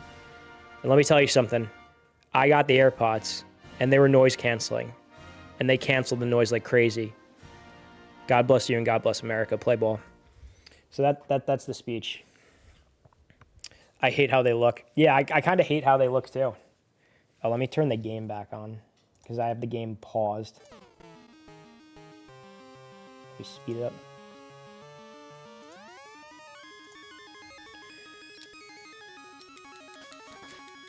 Yeah, I got the noise canceling ones. And like they had like 3 of them lined out, right? They had like the version 2 ones. Oh, thank you for the bits. I appreciate that. That was very nice of you. They had like the version 2 ones out, then they had like the version 2 Pro, and then something else version 3. I don't even know. So I said to them, like, what's the difference? And they're like, these aren't noise canceling, and this one is older. And I'm like, give me the cheapest one. They went up to the register, and they're like, we don't have that one, actually. And I go, what's the next best one? And they're like, this, but it's not noise canceling. I'm like, noise canceling means nothing to me. Like, yeah, that's probably great, whatever. And then they said, well, if you want to work out with them, these have the little buds at the end of it so they won't fall out of your ears. The other ones will fall out of your ears. I'm like, great, give me that one. So I ended up paying for like the more expensive ones. And I popped them in. And I'm like, oh, noise canceling, whatever. And then when I took them out, I didn't realize like how loud everything else was around me. All the background noise, all the humming, like the motor of my car, just the ambient noise of traffic in the background. Like, it's crazy. It's night and day. It's like going into a sensory deprivation tank. And then your body acclimates to that. And then taking them out, it's just you hear noises that you never picked up on. The best way that I could describe it is it's like if you guys work out legs, and I only work out legs like once a year, every year, but it's like if you guys work out legs and you do them and you use muscles in your legs that you didn't even know existed. And then after you're done doing legs, like the next day or really the second day after, you feel all of this that you never felt before. You never actively felt these muscles, or you never used, I don't know if you used them or not used them, or maybe you didn't use them to that extent. You used them like they haven't been used before. And you feel it. And that's like with the headphones, is you hear it now. So yeah, that's my whole spiel on the headphones that I got today. Penny whistles and moon pies.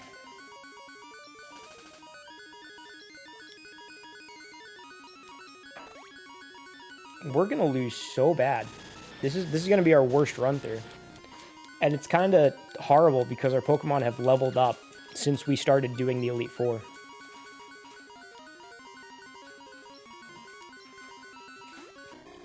The idea of noise canceling, because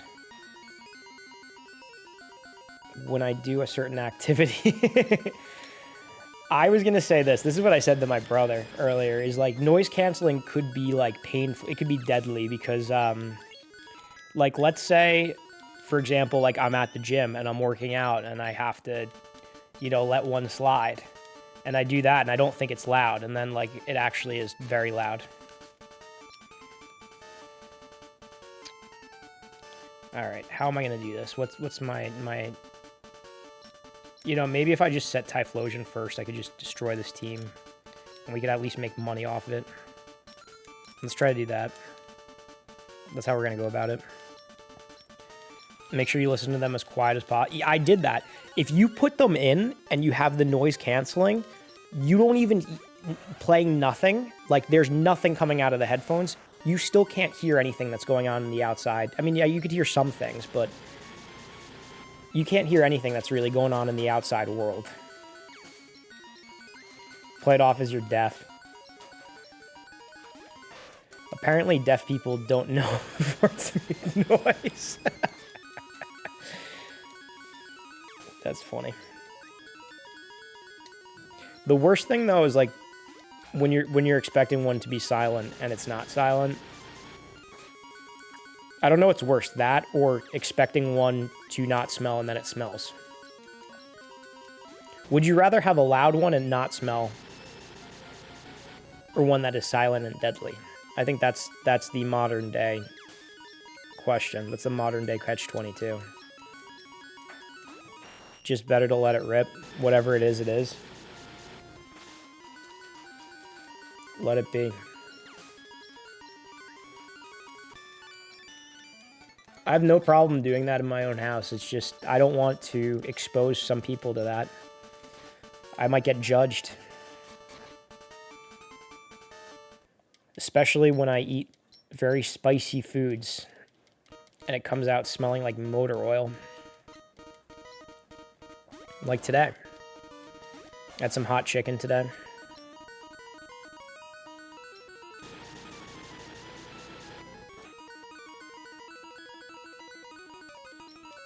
This is where I die.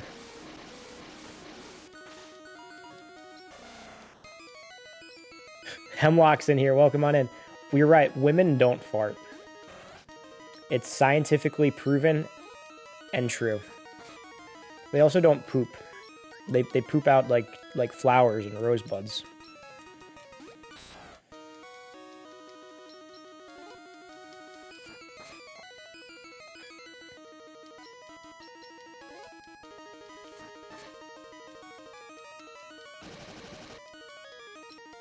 They quit, but I'll see myself out.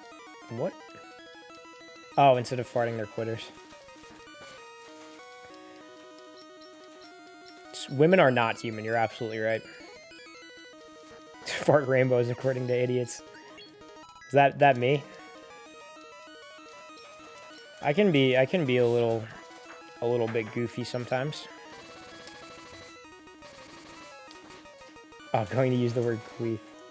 Oh, quit queef. Okay, I gotcha. Yeah, they do that. Confirmed.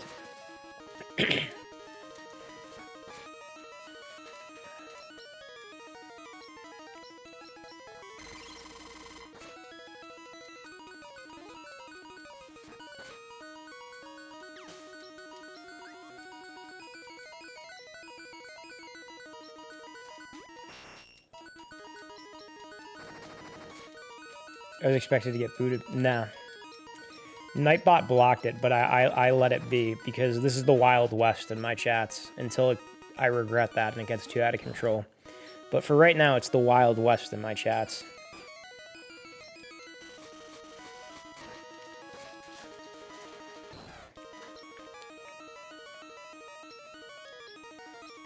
There are people that generally believe that. I think there's people that want to genuinely believe that. I don't know if anyone actually genuinely believes that. Like, I want to genuinely believe that. But it's not true. Run a pretty loose chat, it doesn't get it. That's good. I feel like I'm gonna do a pretty loose chat too. Like, everything that Nightbot is like, hide this message, I'm like, no. No, let's send it. I trust you guys. You're all adults here. I'm an adult, but I act like a child sometimes. The craziest chat is Mike Matei's chat. You seen you've been in my stream? Really, nothing gets blocked on my... Yeah, that's good. I've been banned multiple times, but you haven't been banned by me.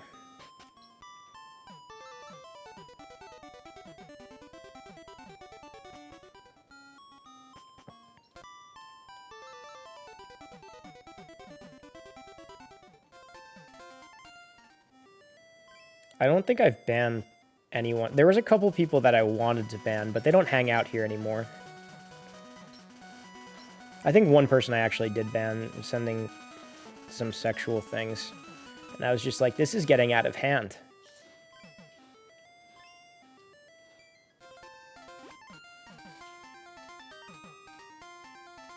All it takes is one random troll. You've been wanting to ban me for... No, not you, King of Hades. I love you. Come on. Can't even say penis in Mike's chat for... Oof. Really? You can't say that? That's pretty tame.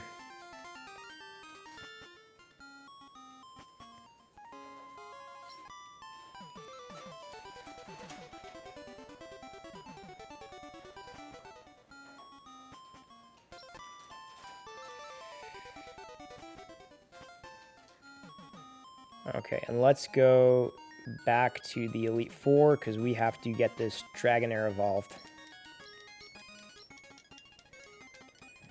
King of Hades being sarcastic.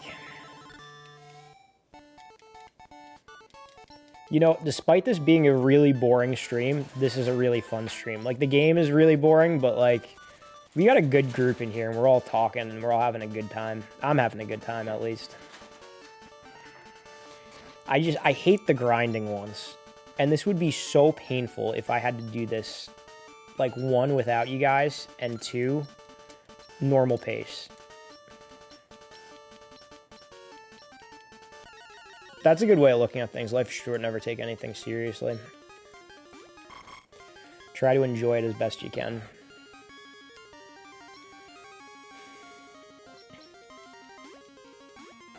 Chat does make it fun. Nah, no one's pushing anything in here.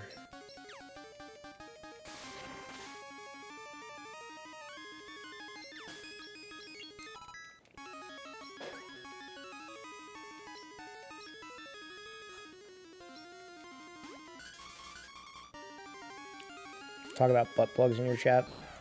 We will allow it. See? Push and push and pee.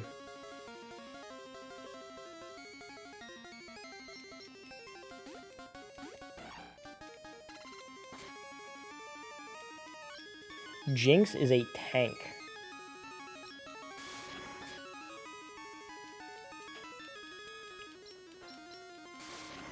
Oh, it's better. The only thing I'm pushing is these Cheetos into my mouth. I grabbed some chips. Nick's eating chips now. She's had me freaked up as a kid. Jinx was Nicki Minaj before Nicki Minaj. Except she was a lot wider. A lot shorter and a lot wider.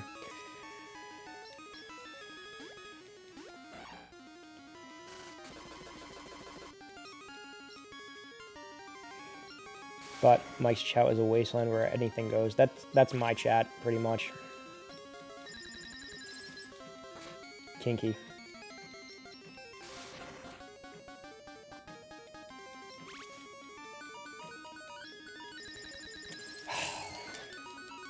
Alright, well there goes Ampharos. I'm telling you, we've been doing worse and worse as we got on.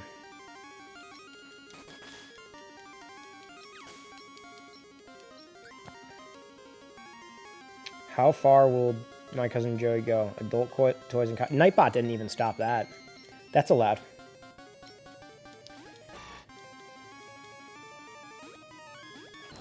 Love saying random shit in there.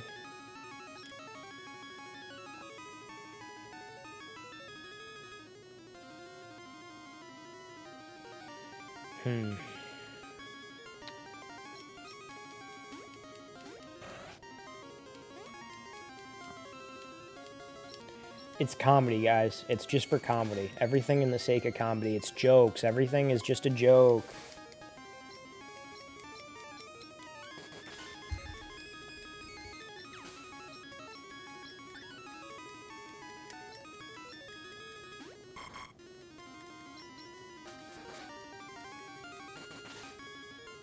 I didn't even send out Tratini over there. I'm calling it Tratini. It's not even a Tratini. It was just a prank, Han. That was so much fun doing Until Dawn. I'm really glad that we got Frank doing that one.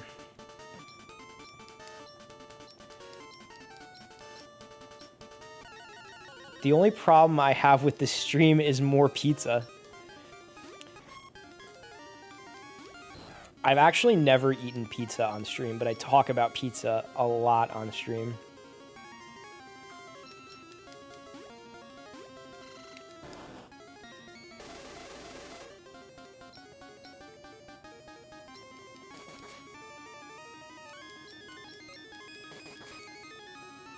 Controversial topic.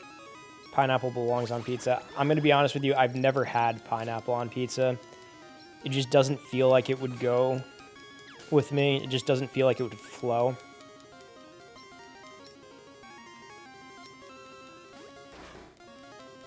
I was recently discussing that with my girlfriend, and she told me that it's very common in Colombia.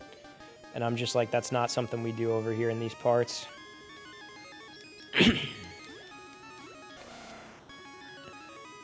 Remember when the movie Cats released and they thought that it was a bad movie because all the buttholes were edited out at the last second? Release the butthole cut. A movie with CGI cats and CGI cat buttholes. But that's like in Dragon Ball Z where they have the great ape and he doesn't have a penis. But then they have Goku and Gohan and even... Do they have Vegeta? And then when they shrink down, they show their penis. The Japanese are very laxed with that. Oh, they didn't allow buttholes. Here we go. Buttholes is now allowed.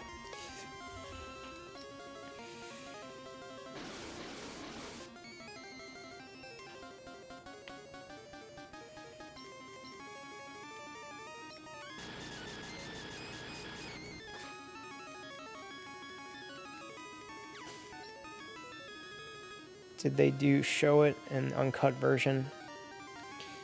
That's why it was a bad movie. No other reason. Full on dong. The Dragon Ball GT intro from Japan had full on dong Goku. Like child Goku, but full on dong Goku.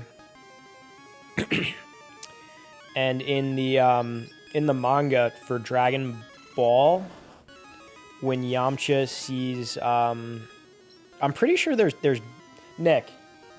In the Dragon Ball manga, is there boobs?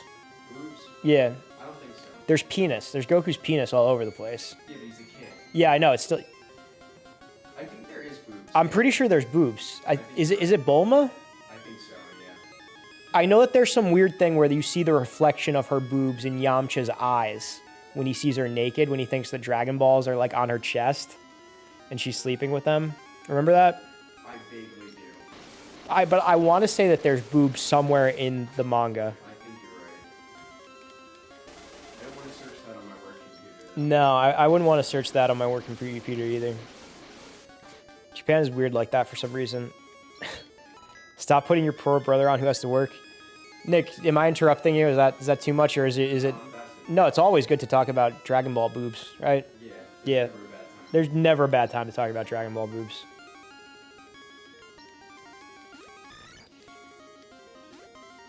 You see the reflection of Master Roshi's glasses in Dragon Ball.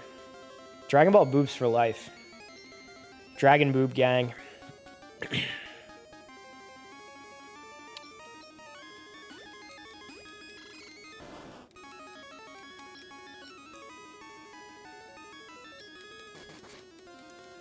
Bulma gang. We love Bulma in this house.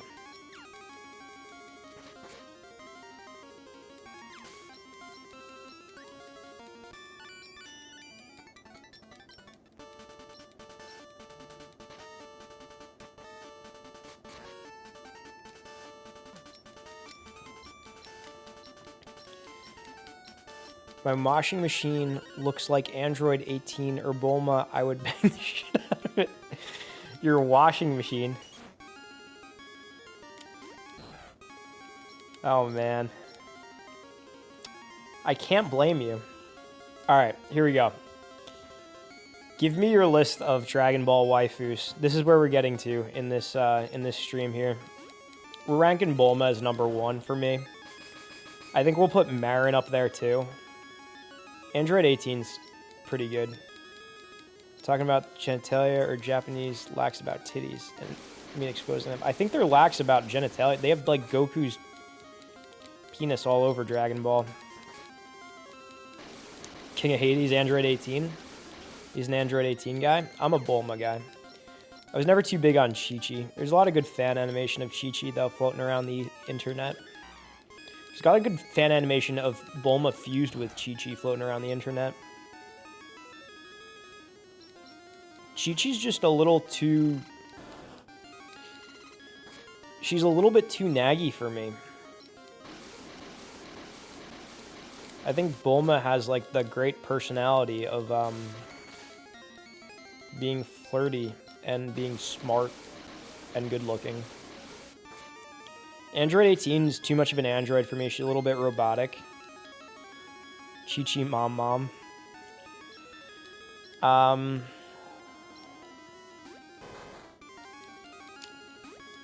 When they first show Videl, she looks good with the longer hair, but with the shorter hair, I don't like her as much.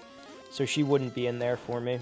Plus, she's also a high schooler, and canonically in Z. I know, like, GT and Super, she's older. But she's not it for me. Oh, there's Ronfon in, remember in Dragon Ball? In the Tournament Saga? They have her. And she, like, straight up strips down on the tournament stage. And no one wants to fight her. Because they're all, like, oogling her. Oh, Launch. Launch is up there. Are you kidding me? Launch is neck and neck with Bulma for me. Good start. Good start.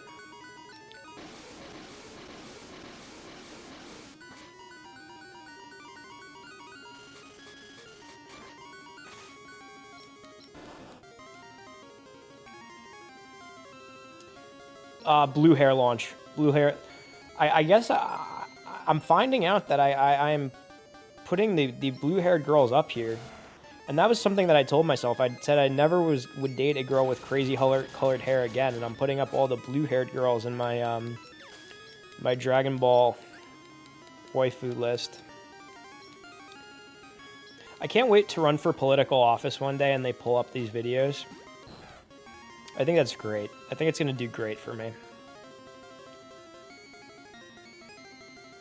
It's only going to make me more relatable because people will say I'm a man of culture. Or they won't. They'll be like Android 18 gang, being like, he said Android 18 over... He said Bulma and Launch over Android 18.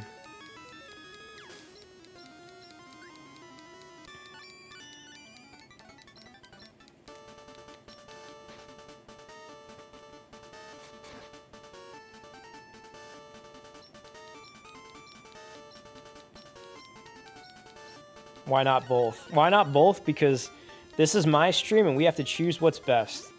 Which office you run for? Nothing yet. But we'll see what the future holds. I feel like that's on my list of things to attempt to do before I die. Tame compared to Trump. Yeah, you know how this though works though. They'll smear me for this. They'll smear me for this. They'll bring up the Videl thing, and they'll like, and he put Videl in his, he even considered Videl in his list. No, Mai is not on the list for me.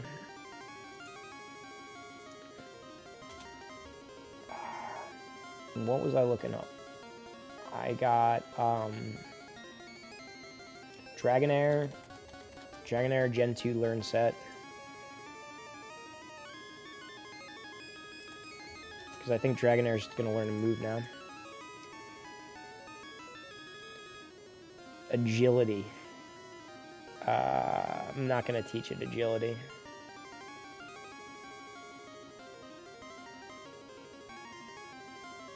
Level 38. I think that's level 38. I'm not going to teach it agility.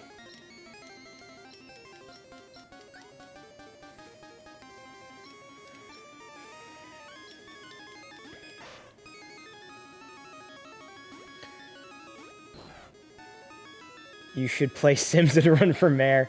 Yeah, and then they're gonna find my my stuff on from this, and they'll smear me with that. So Full Metal Alchemist, VHX, make sure you do the 2003 version of Full Metal Alchemist, not the Brotherhood version. I mean, the Brotherhood version is good if you end up liking the 2003 version, but I really prefer the 2003 version. I feel like it's a lot more mature. And Hellsinger on Prime, Crunchyroll. They only give a 7-day free trial, Crunchyroll, to watch it. Where else can I watch them? I don't know. That's a good question. I know I watched Full Metal Alchemist on Netflix, but they took them off Netflix, and I think you could only watch the Brotherhood version on Netflix now. See if you could find Dragon Ball also. I like the original Dragon Ball, not Z. I don't know if you've seen that or not. I mean, it's a classic, but you should check that out if you haven't seen it.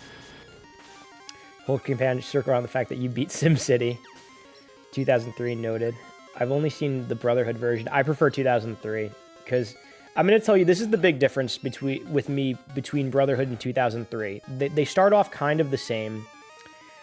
Brotherhood takes the 2003 story because there's some overlap in the story because they kind of adapt the first 4 manga volumes in both of them. But Brotherhood takes what was 25 episodes in the 2003 version and condenses it to 10. So it feels like you're speedrunning the plot and things don't really have time to breathe because they're just kind of like doing this. And I feel like that's crucial to the story because it's really where you get invested in these characters. The other thing too is after they kind of divert from each other, a big pattern in the show of 2003 is Ed and Al are the brothers, and they're like walking into some kind of danger, and they're very optimistic. Like, yes, we're finally on our way to fulfill our goal. We're finally on the way for this, that, or the other thing. Like, things are going well for us. And then it cuts to like a trap or some kind of adversary that they're walking into that you as the viewer are watching and you're like, oh no, things are about to get bad for them. Like they don't know what they're in for, right? Like the stakes get higher. Then when you watch the Brotherhood version is almost exactly the opposite of that. And I'm going to explain. It'll show whatever Ed and Al are walking into, right? And like, oh no, the stakes are getting high. And then Ed and Al already know what they're walking into, and they already have a plan to kind of make do with it and get over it. So in that case, like the tension never really gets high. It never really gets to that point. It doesn't get the emotional investment that the 2003 series has. Also, the Brotherhood version, everything is tied up in a nice, neat bow. Everything is like the heroes win and the bad guys lose, and some bad guys became good, and it was too perfect for me. And every single character achieved their goal. The 2003 version, like, it's getting to the end of the series, and my brother's like, I don't know how they're going to win. And I go, they don't. Well, they kind of do, but they kind of don't. And that's the best thing about that, is because it's kind of like life. It's just like nothing is really perfect. If that makes sense.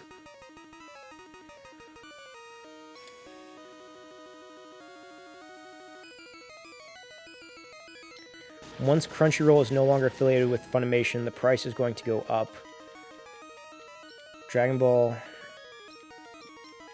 Diamond is only appear on Fuji TV. Daima. Death Clonic, yeah, you see what I mean? Well, I'm sure there's anime courses at colleges. They have courses on anything at colleges now.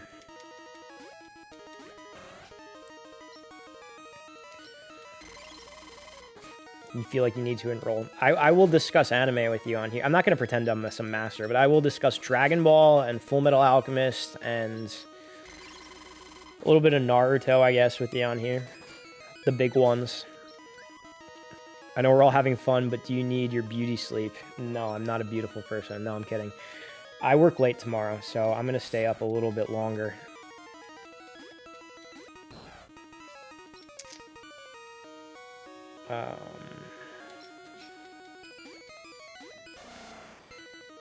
Oh, Death Note's great. Yeah, Death Note's great. I read the manga for that, too. I read the manga and I watched the anime, and that is a very, very good adaptation. That's a great story. It's a lot more mature, too. How could I forget about Death Note? Full Metal Alchemist has the original 4 seasons. It says 4 seasons, but it's not really 4 seasons. Like, it's 51 episodes, if I remember correctly. And I think Brotherhood is like 63 or 64. So they're both kind of short. Like, you watch the 2003 version, and then if you like it, then you watch the other one. A lot of people will say that the Brotherhood is better just because it follows the manga, but I really like the tone of the first one. I really like how serious it treats itself. I'm going to give you another example of why I like the 2003 version better. They take some creative liberties, even with the first 4 volumes they adapt. Like, there is this serial killer that they come across in both versions of the story. But in the 2003 one, they come across him earlier on in the story, and they have an encounter with him. So that way, when you see him again, where it's like canon to the story, they already know each other. Like that's just like one of the things that they do to kind of raise the stakes. There's some history. They have an interaction with the serial killer beforehand where he tries to kill like one of their childhood friends. So that way, when you see him later on, you're invested in this guy. It's not just like he's popping up like randomly for the first time. They do a lot of cool things in that version to flesh out that world, and you feel stakes.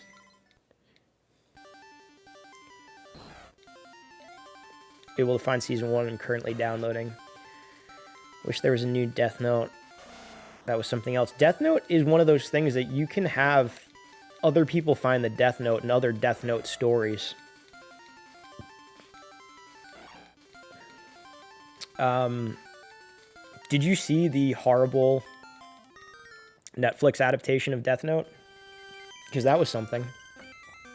Where they like really Americanized it. They Light Yagami, they made him Light Turner or something.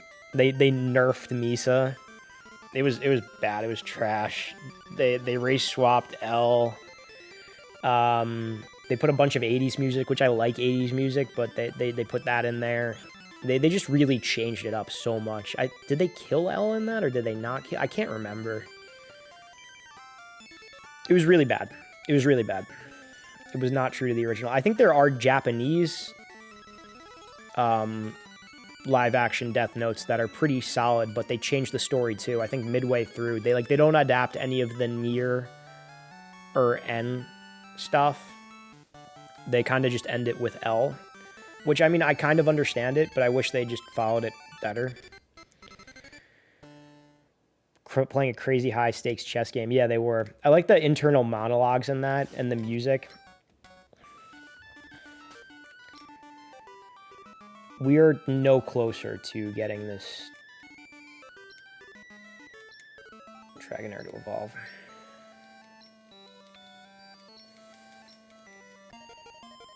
Still listen to the music. The music is great in that show.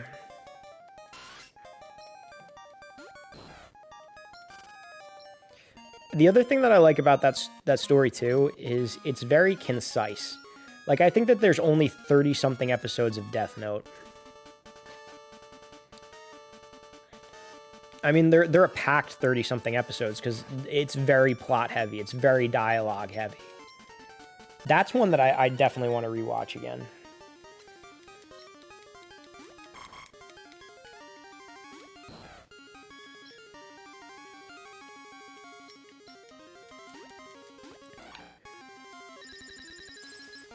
Yeah, no filler episodes. It's just, you got the story. The more I'm talking about, the more I'm like, I gotta rewatch Death Note. Yeah, every episode, something notable happened. Like, you can't cut anything from that show. It is airtight. Like, I know online there are some anime, like, watch lists being like, okay, this episode's filler, you could skip this. Whatever. Not Death Note. Yeah, you're gonna make me rewatch Death Note. The only thing that is, I have so much I gotta get through. I gotta catch all the Pokemon in this game. I gotta do that. I gotta play Dragon Ball Z Kakarot. I gotta eventually get back to playing Pokemon Coliseum. Gotta beat that. We gotta get back to Ocarina of Time. I gotta beat that. God knows when I'm gonna be finished doing this. And I'm even speeding this game up to get things faster done, and I can't.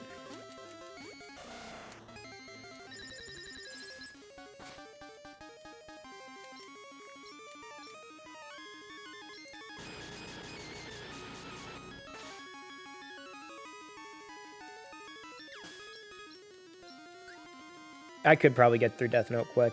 You know what I should do? I've been, I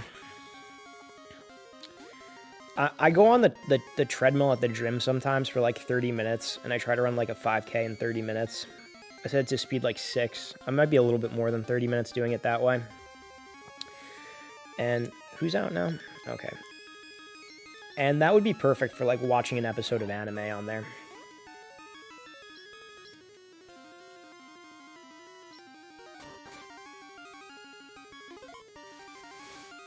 Three-minute Death Note while working out. Yeah. I would watch movies like that sometimes. Like, I just watch them in, like, segments of, like, 30 minutes. And every time I go to the gym, I'm like, all right. And it's good because you don't think about, like, running in that time. You think about, like, whatever it is that's in front of you. I mean, sometimes you think about running, but most of the time you think about just what is right in front of you.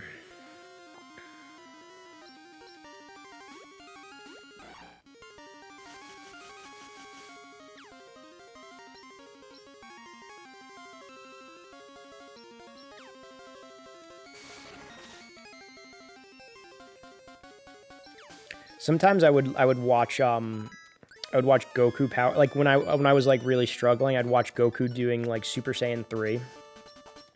Like that whole 5-minute span. And I was like, okay, if I have 10 minutes left, I could watch this whole thing like twice and it would give me enough energy to like get through this. It would pump me up to get me through this. Have you two had any double date, or you guys wouldn't do that? Whomst do a double date? I've only recently had my girlfriend. She may or may not be watching this right now. She lurks in here sometimes.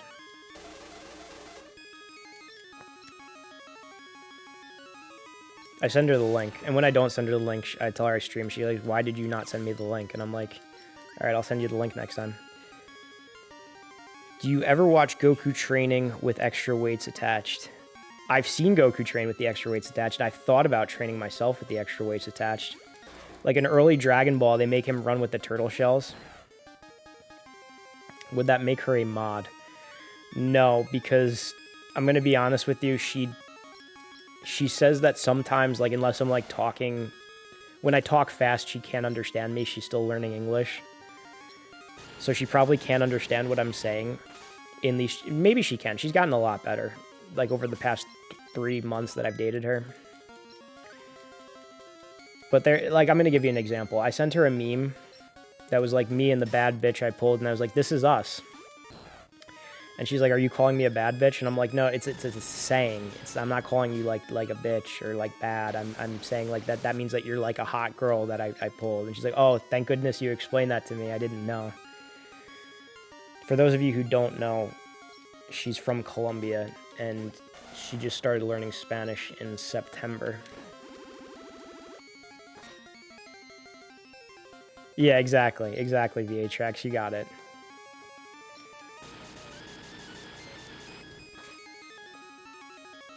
And then sometimes she says things to me that are like sayings that she translates from Spanish that I didn't know.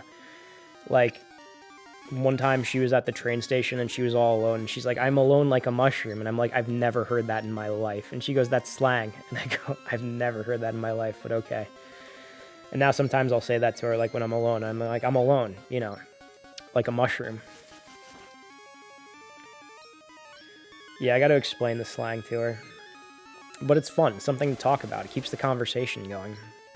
Because I'm going to be honest with you, if it's not like nonsensical things like this, like Pokemon or like anime or fringe topics, I really don't have like normie things to say to people. Like it's teeth things, I don't know. Pokemon and Mario lore, horror movie knowledge, I don't know. So me explaining United States slang, at least she gets something out of that. Maybe. Mario is a slang term. Alone like a mushroom is great. Have you heard of that? Have you heard of alone like a mushroom? I am alone. I am alone like a mushroom. I'm like thinking about mushrooms. I'm like, do they grow alone? I'm thinking about the mushrooms in Mario. And I'm like, no, there's a bunch of mushrooms that grow together, like in the tall, tall mountain stage of Mario 64. That's what I'm gonna say on here when Nick's not here, like when he's not sitting over there. You guys are gonna be like, have you heard of this saying? I'm gonna tell you this saying. Have you heard of the saying "alone like a mushroom"? Never. Okay, apparently that's a slang. And Can you hear my music from all the way over there? I can hear your music right now. That's crazy, because it's on my ears. I know. It's on your ears. But it's like I'm blasting it. No, I can't hear it when it's on your ears. I could hear it when you take your headphones off. Oh, okay. Yeah. Yeah, but anyway, it's this saying in Spanish. Like, Paola said it to me, like, when she was at the bus stop alone. She goes, "I'm alone like a mushroom." And I go, "What?" And she goes, "It's slang." And I'm like, I've never heard of that before. Don't they grow in that? Yeah, that's what I thought, too. That's what I thought, too. Yeah, anyway. Anyway, apparently alone like a mushroom is a saying. But I was going to say, like, in the chat, if they ask, "Oh, is Nick here?" I'm going to say, "Oh, he's not here. I'm alone like a mushroom now." It's not a thing. Ask them if they know about puss on your face. Do you guys know about the slang "puss on your face"? Like, Nick would say, like, do you want to just come over here and explain that? No, you can explain it. Okay, Nick was saying to his work friends that, like, yeah, I used to, like, wake up as a kid, like really mad, like, with a puss on my face. And he was saying that to his work friends, and his work friends were like, "What?" And he goes, "You know, like, you're mad, you have a puss on your face." And apparently that's, like, a New Jersey, New York saying for you have a frown on your face. And the people in California didn't really get that. Was it California or was it in other areas, too? The girl from Philly knew. The girl from Philly knew. Yeah, she had to defend me. She's like, "No, it's a thing. It's not a common thing, but it's a thing." We say it in this house, like... Yeah. The what? VHX wants you to do the push-ups. VHX loves the push-ups. VHX does love... You could always count on VHX for redeeming the push-ups. VHX says he heard it before in old movies. He said he's heard it before in old movies. Yeah, apparently it's not it's an older thing. Yeah, that makes sense. I mean, like, in the you know the Flintstones? Yeah. You know in the theme song, the Flintstones is like, "We'll have a gay old time." Yeah. Yeah. Also, like, That's like an old thing. And now it means something else. yeah. Now if you're having a gay old time, it's a completely different thing. Venus.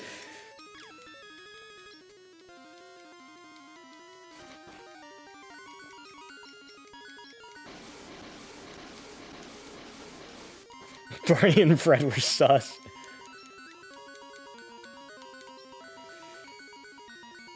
It still means happy, but people don't usually say it for happy. The last time I heard it for happy, I haven't heard it. Hello, Frank. Welcome on in. I got auto-modded. I allowed the term. I allowed the term. They were trying to trick off the mods before by saying all kinds of things. Nick is a busy man that makes it when his workload slows down. Yeah, he's got to come back when it slows down. Soon. You got to issue. You issue tomorrow? He's going to issue something tomorrow, and hopefully work will let up a little bit for him. VHX says, "All hail the king." Hail to the king, baby.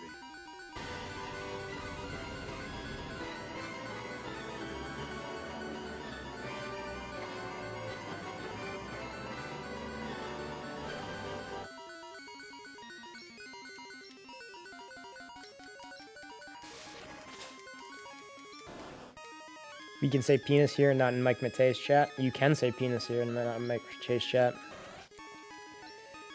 Audio not playing. Oh no, the audio is not playing again. Frank, we're gonna need you to come back and fix this. Does the Wumbo audio play? Tell me if the Wumbo audio plays. Wumbo, I wumbo, you wumbo, he, she, me, wumbo. You hear it? Okay.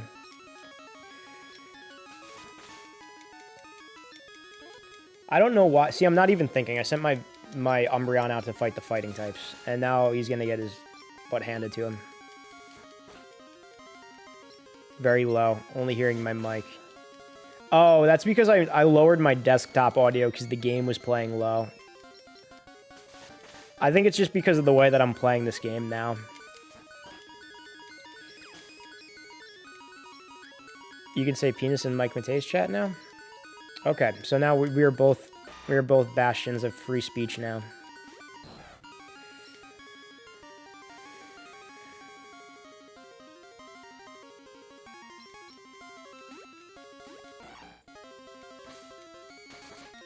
You know what probably happened is Mike Matei probably heard that it was allowed here, and he was just like, "Oh, if this little time YouTube, Twitch streamer, TikToker is gonna allow people to say it, I guess I better allow people to say it. I'll take full responsibility for that." There you go. You could say that now over here too.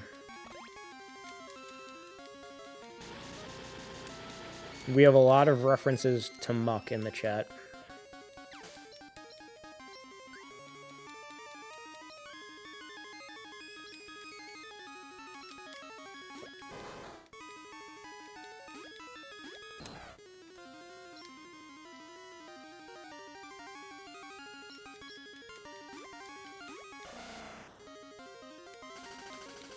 A lot of people hanging out behind the 7-Elevens.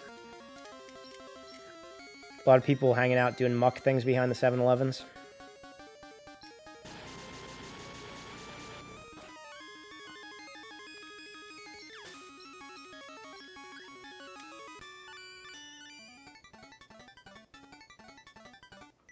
Yeah, muck things.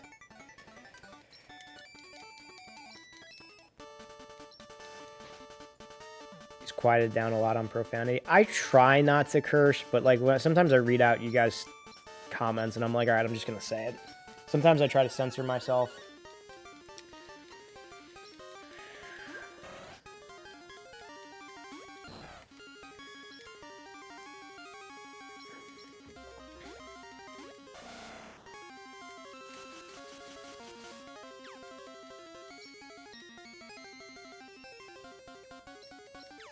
Gotta even it out.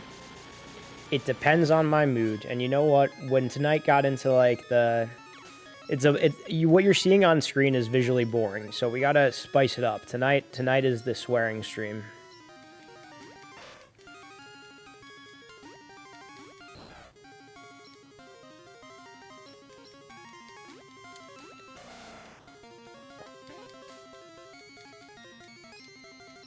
Is it like YouTube with monetization, or YouTube like taking down your videos with certain swearing?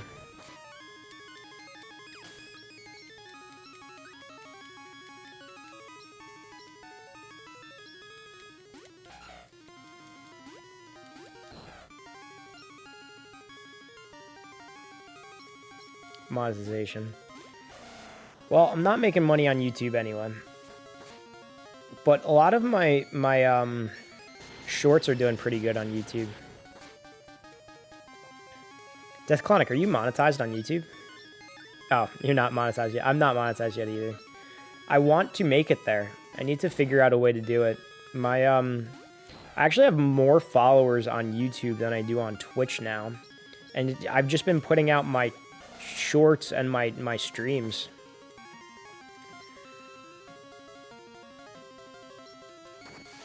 I think the shorts are like helping me a lot.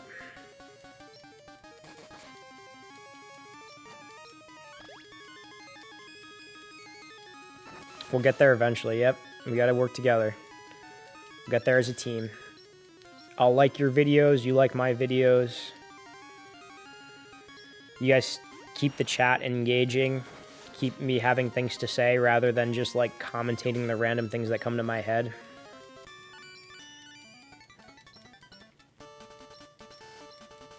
Help show my personality a little bit when I get to do this. Play off you guys. Alright, how are we going to do this? We're going to try to send Typhlosion out first. And hopefully he can sweep, and if he can't, then we lose.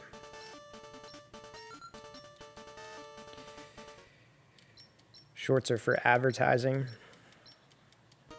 I thought if you had a warning up before a stream and it's adult content, you can do whatever, not anymore.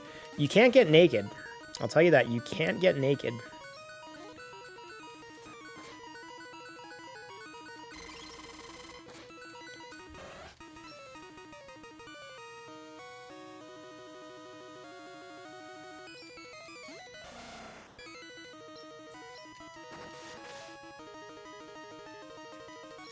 Hopefully we could just run through here.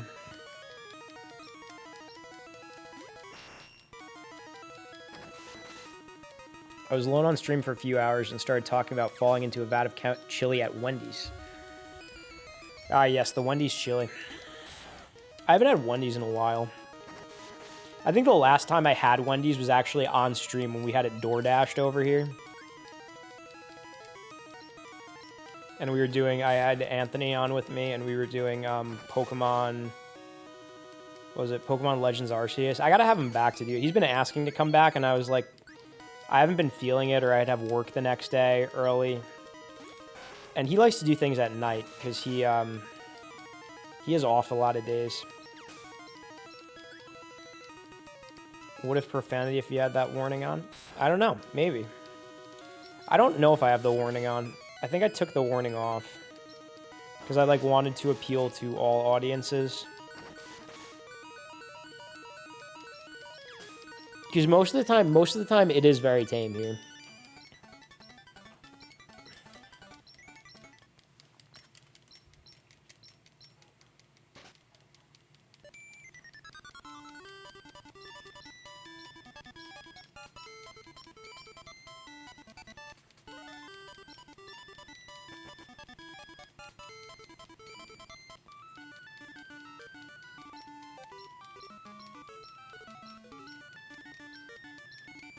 That would be hilarious, like a horror movie, people are thrown into a vat of chili.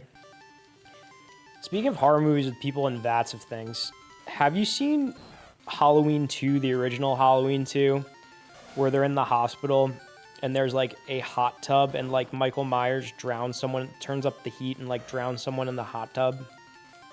I think he drowns him or he kills him in the hot, he burns him, something like that. When you say horror movie and vat of something, that's the first thing that I think of. Here's the end credits again. There's Pichu.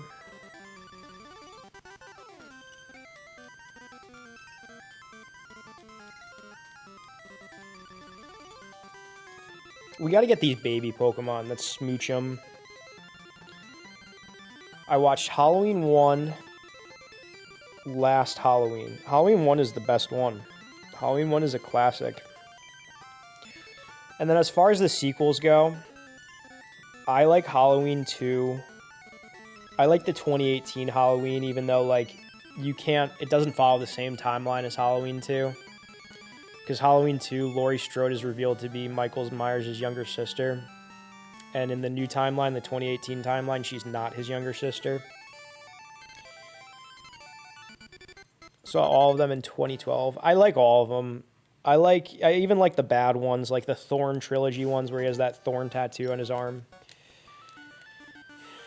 Alright, what do you say we run through it again? We run through the Elite Four again.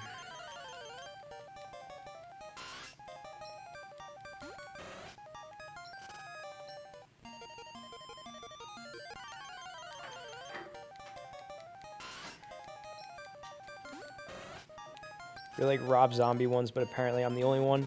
No, I think Rob Zombie did some cool stuff with the first one. I haven't seen the second one. Like, he delves into, like, young Michael Myers a lot, into the psyche.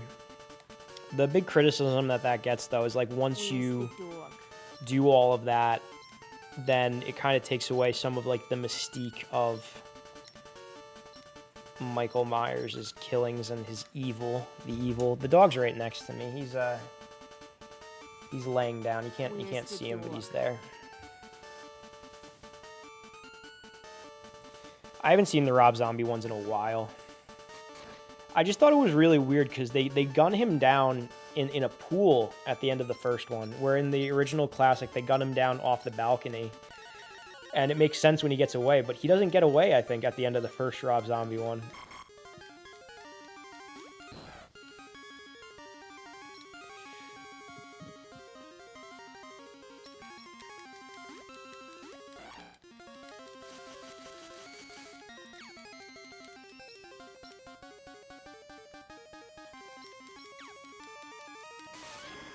There you go, Ampharos. Second one was a straight slasher, pretty much.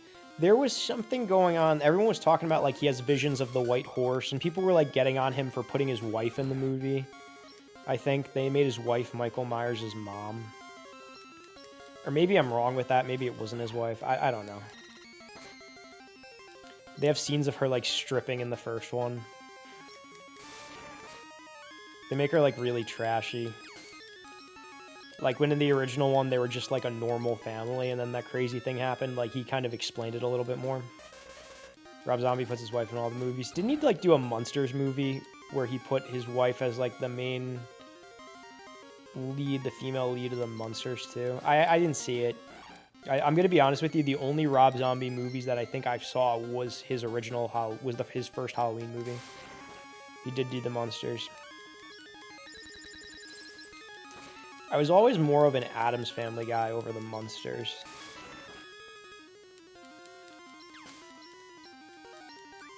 I haven't seen Wednesday, though. You know what I am excited for? I know that Wednesday Addams was played by that girl, Jenna Ortega. And I didn't see that series, but I know like Tim Burton had heavy involvement in it. And he's doing a new Beetlejuice, and Jenna Ortega is going to be in that. And I'm excited to see that because I really enjoyed the first Beetlejuice. Michael Keaton, Tim Burton, that's a combo that they had in Batman and Batman Returns. Best way to watch zombie movies is marathon the best ones. You get vibe from all his movies and it puts you in a mood. Tell me which ones of his movies to marathon, or what order to even marathon them in. I am curious. I've never seen Human Centipede. I've never seen the Human Centipede movies.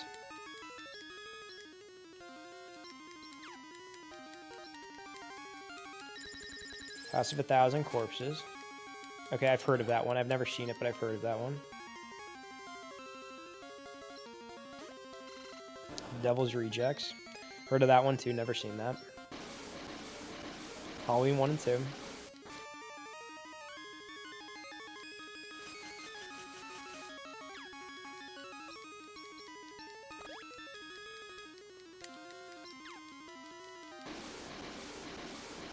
The other ones you have to look up again. Okay.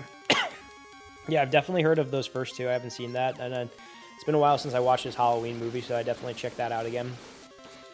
Something cool in his Halloween movies is he took the actress who played Jamie, who was a child actress who played Michael Myers' niece in Halloween 4 and 5, and he gave her a role in his Halloween movies. I think he had her play Laurie Strode's friend. I don't think it was Laurie. I think he had her play Laurie Strode's friend, but that's pretty cool. Grindhouse.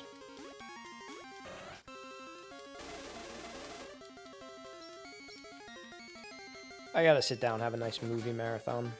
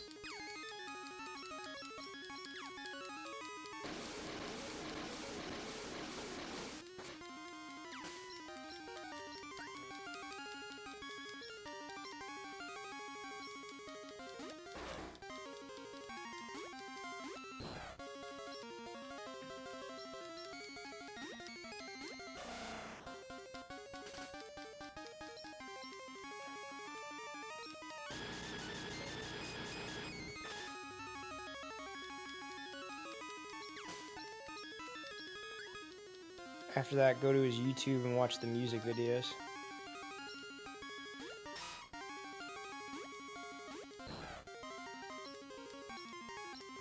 Big Rob Zombie guy. Yeah, I gotta get into more of his stuff.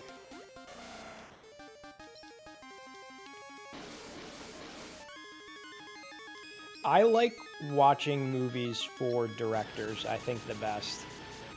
Like, when you really like a director, it doesn't even matter who the actors are or what the story is. You're just in it for, like, the directing style and, like, the tropes that they typically do in their movies. I feel like a lot of people are a fan of actors. I'm a fan of directors.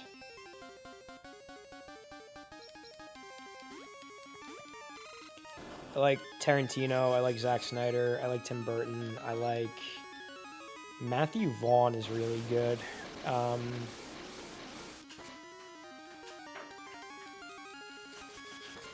John Carpenter's good too. Yeah, he is really good. Sorting through Netflix, there's anime and there's horror films. Hopefully something good. Usually like the streaming services. You know what? Not so much with horror. Horror's typically pretty good on streaming services. It's been a while since I checked out Netflix recently. I have Netflix and HBO Max. Nick has the Netflix and we share, and I have the HBO Max. And oh, Death Note. Yeah. Oh, you gotta check out Death Note if you haven't seen it. It's a really good anime. It's short too. It's not too long. Some of these animes like One Piece, they really drag out. Like there's over 1,000 episodes of that one. Like, if you tell me there's over 1,000 episodes, it doesn't matter how good it is, I can't get behind it. But I heard apparently the live-action One Piece was pretty good, too.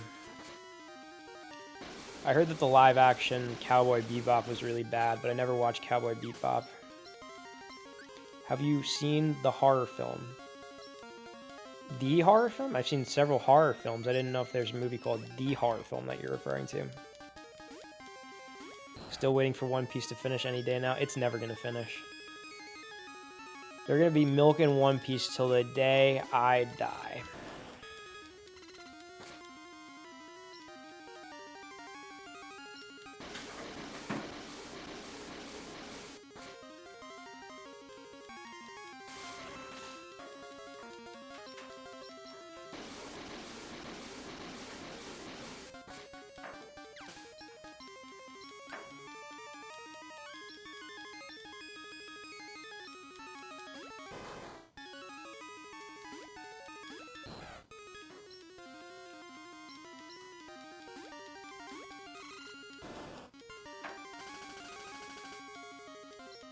The Pokemon anime, they changed, though. They don't have Ash anymore. Apparently, they're starting a new anime with a girl.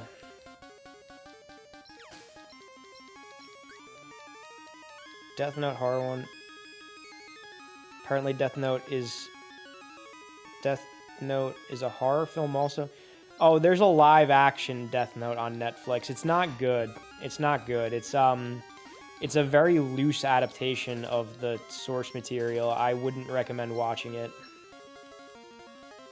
It's like very Americanized too. Like they call his real name's Light Yagami. They call him Light Turner, and they kind of speed run through a lot of like the plot elements. It's really bad. It doesn't capture the intricacies of the story. I would not watch that. Was live action Death Note before the Netflix one? Yeah, I know about that. There's Japanese, and apparently that was very faithful, except they don't adapt any of the N stuff.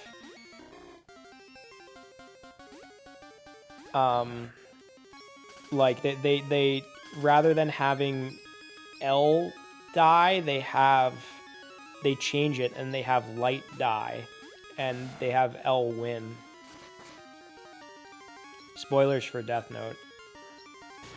Both of them.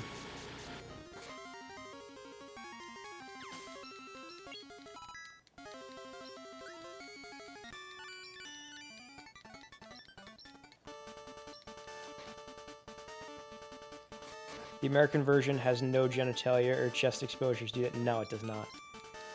Still worth watching. Yeah, absolutely watch it anyway.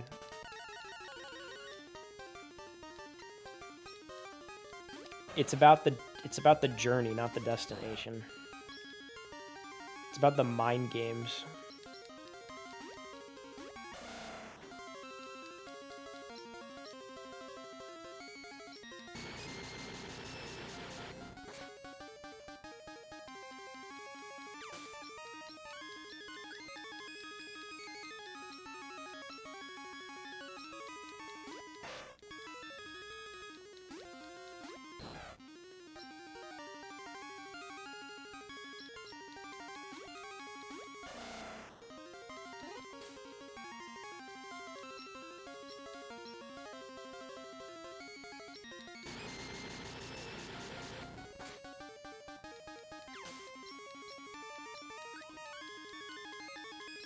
Wait, why did I not just pick up the EXP share? I should have just picked up the EXP share and done that. I think my mind is still stuck on Gen 1 with Switch training. I could have had... Wow, I'm so silly. I'm so silly. I could have had Dragonair hold the EXP share and go through here with all my Pokemon. And not have to do these switching and getting hit.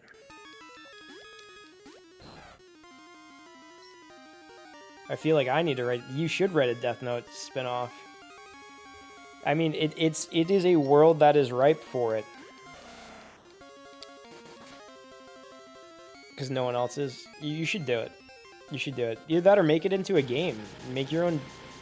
It would be rough to make it into a game. Because, like... Having the Death Note is so open-ended. The things that you can do, the things that you can write in there.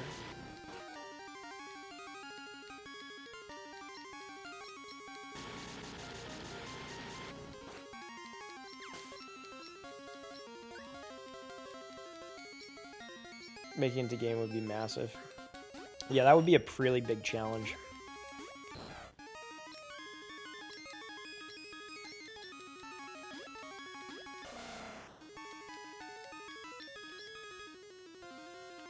Pixel art. You did some really cool pixel art. Like, I really like your skull guy, like, with the mask. I think that is so cool. I know I told you that before, but I was looking at that at your stream today. I'm like, that is so badass. I really like that a lot.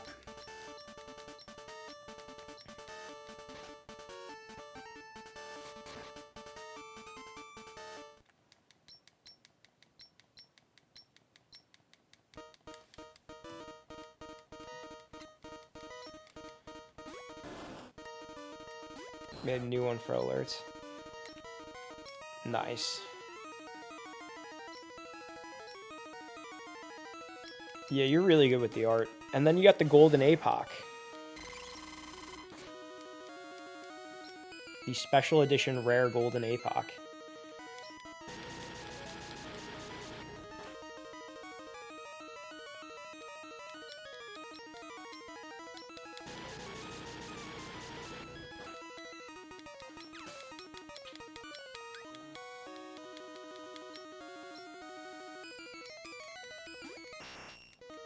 There he is. There he is, King of APOC with the Golden APOC. Hail to the king, baby.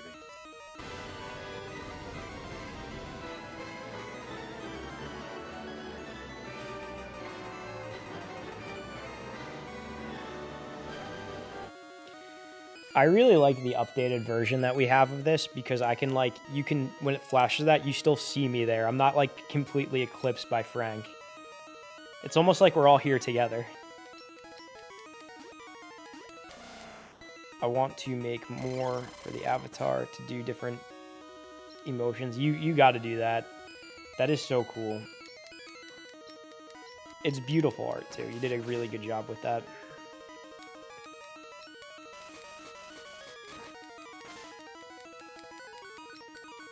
He's here. He's lurking. He heard the Golden APOC and his ears perked up.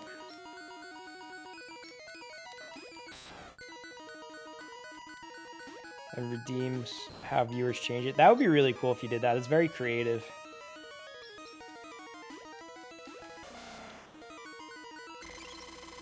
Oh, good. We're going to die here. Let's see if our tank can take this down.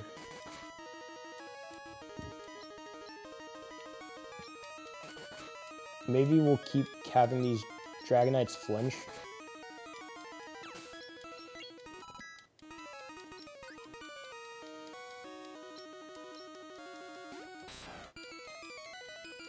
And you got your golden death clonic head. Oh, now I'm paralyzed. Great. And now I'm hyper beamed. Great.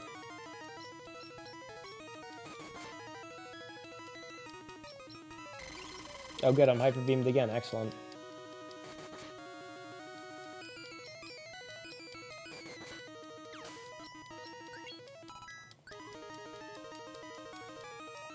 Alright, 2 more Pokemon. Can I survive? Excellent.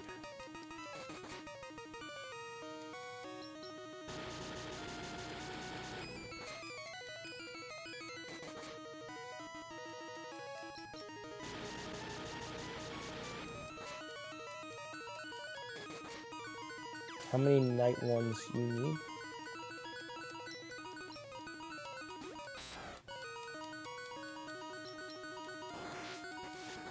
We're dead. Unless... Come on, Dragonair, pull this off.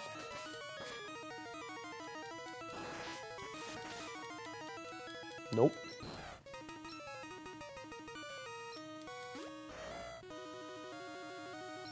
Alright.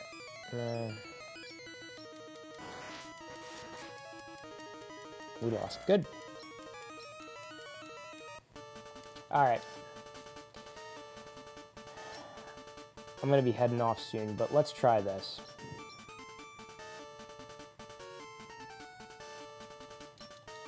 Let's have Dragonair try to fight, like, the wild Pokemon over here.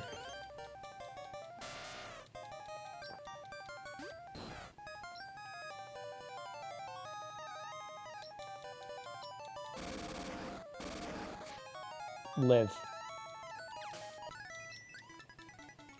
He's gonna be useless until it's a Dragonite.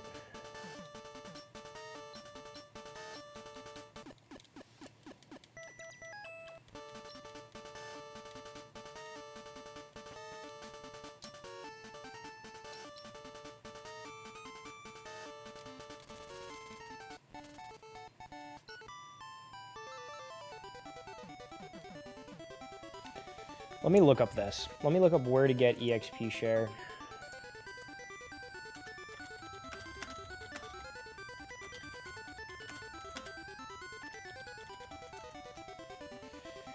You take the red scale to the man on Route 30 who goes by the awesome name of Mr. Pokemon. He'll make the swap. I don't know if I already did that or not.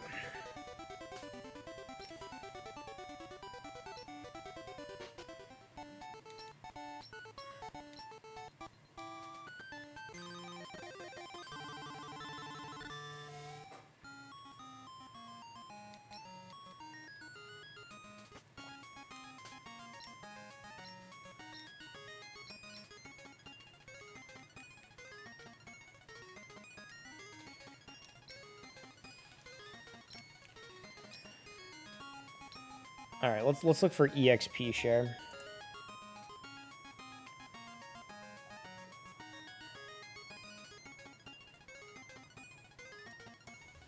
EXP share. Okay.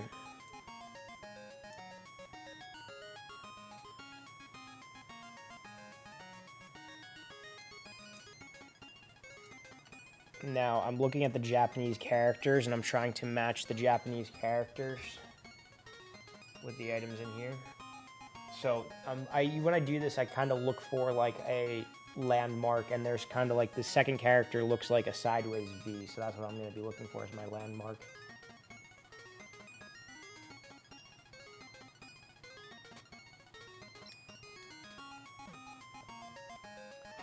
Okay, and let's look in the PC.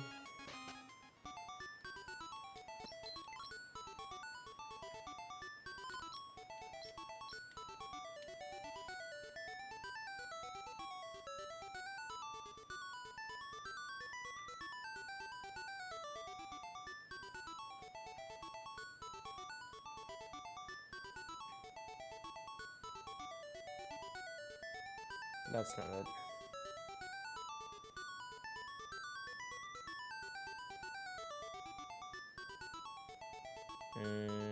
That's not it.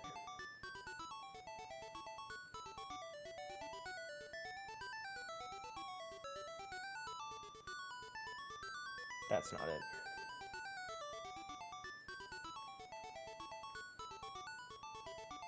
That's not it.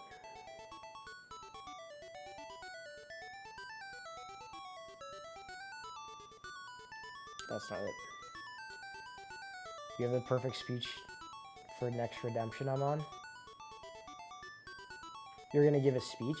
For when you're on my stream, you're gonna give a speech when we do the speech redemption?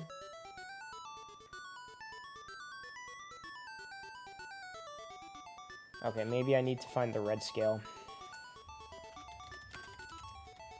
Maybe I didn't give Mr. Pokemon the red scale.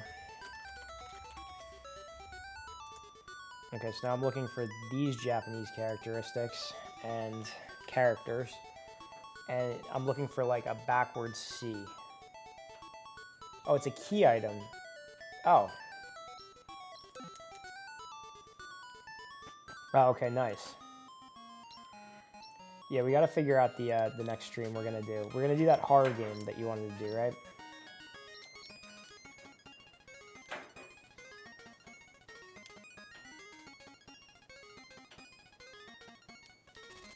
Yeah.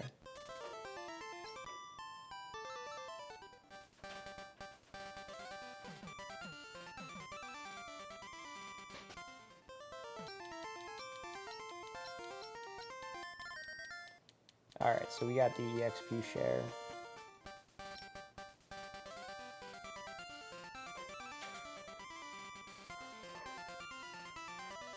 That's not it.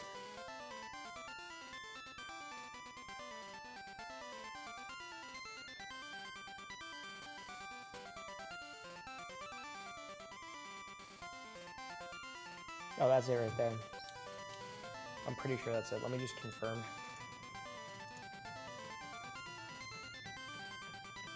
Yeah, that's it.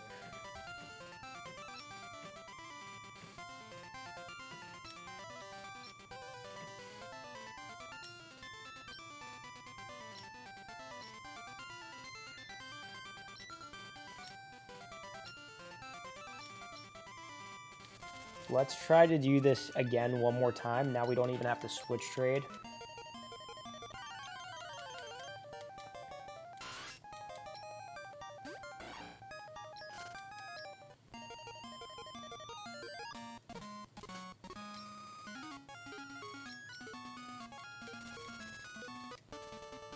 Last time.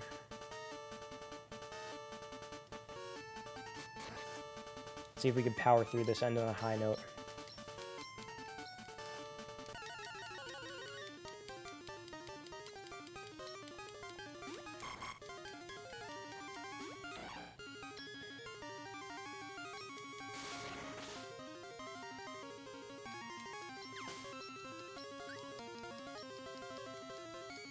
I'm gonna try to get Ampharos up to like the highest level he can get.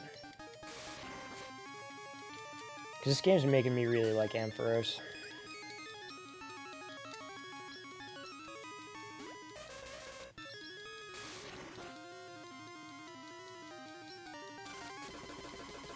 Executor's a tank.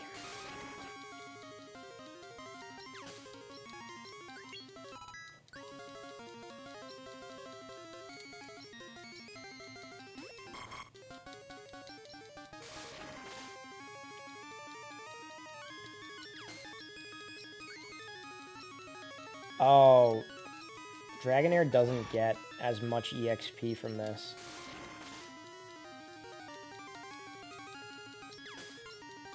Like here, Ampharos got 1,080, and Dragonair gets 720.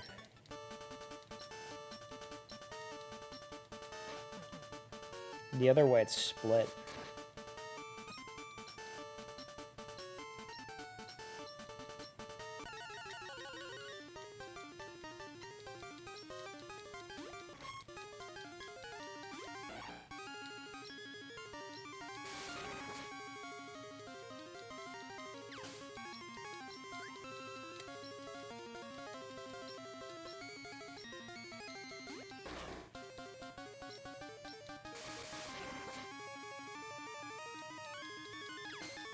Well, we one-shotted Fortress, that's pretty good.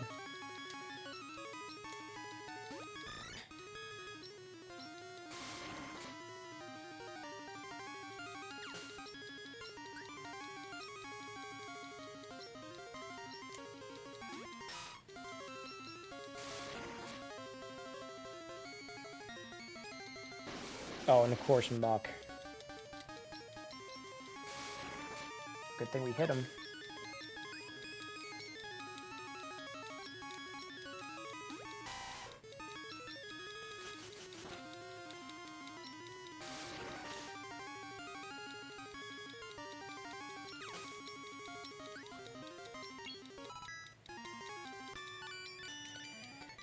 Ten more levels for Dragonair. Alright, I'm gonna have Gyarados go out first here.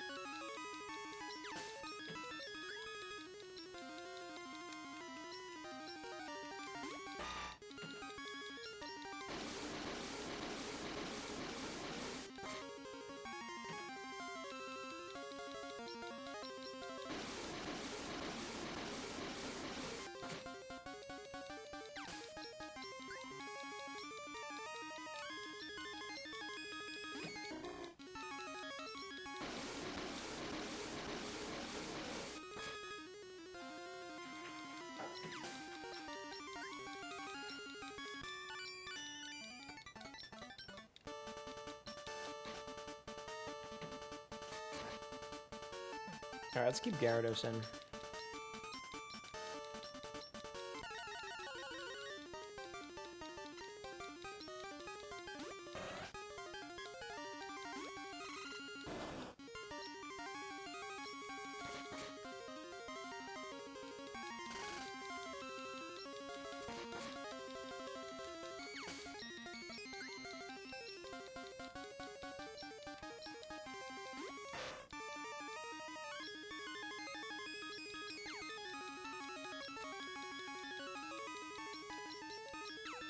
Come on, Gyarados, attack him.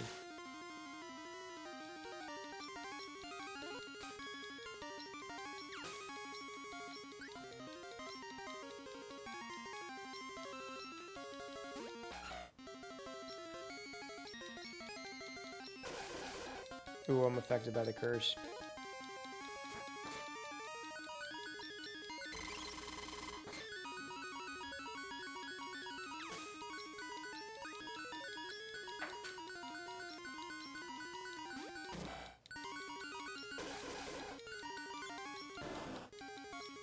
Alright, let's have Ampharos come back out.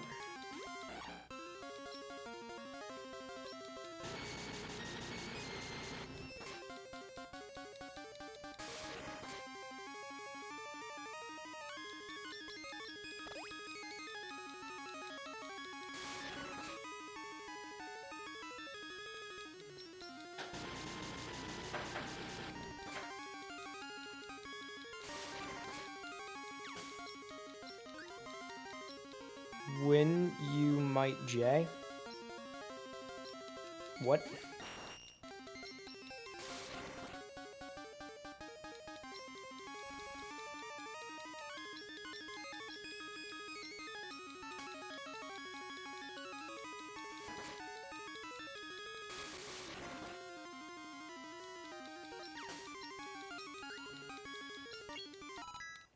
Level 46, okay.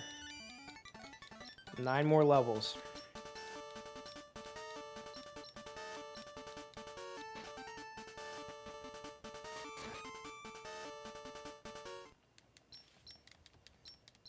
Stream again? I'm gonna try to go on. I'm gonna try to go on a lot. I'm gonna try to go on tomorrow. We'll see how I feel though. I want to go to the. I'm gonna work late tomorrow. I'm gonna work until like 8 o'clock at night. So I'd like to get to the gym. The dog has to be walked. We're gonna see. If not tomorrow, then I'll try to do it the next day. But definitely sometime this week.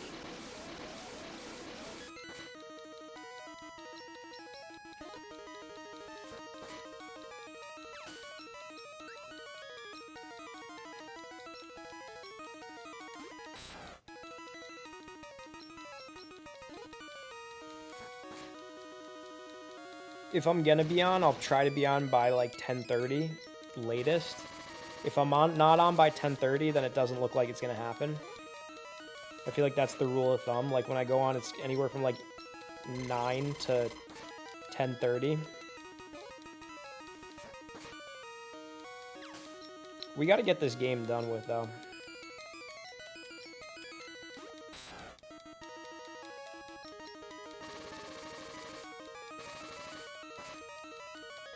And then whenever Frank's over, we try to get on at 10:30, and it's always like 11 to 12.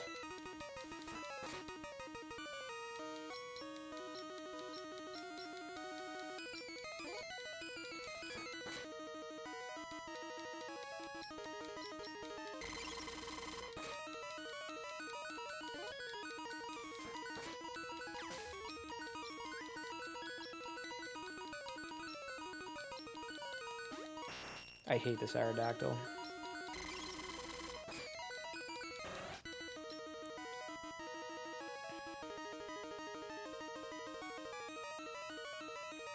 And Gyarados is dead. Good.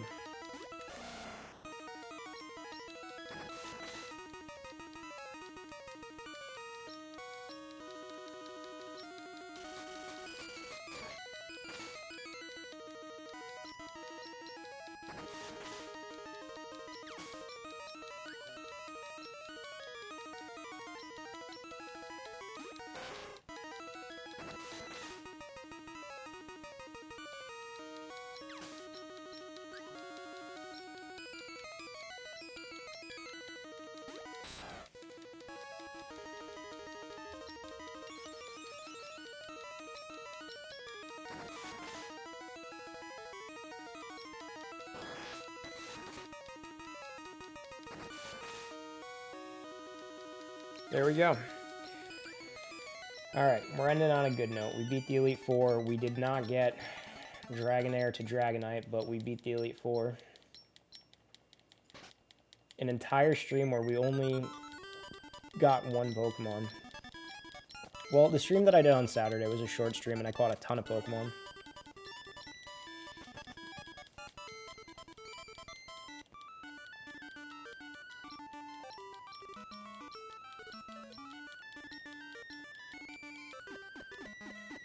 Alright, so while this is ending, please give me someone to raid. So I'll send you guys over there.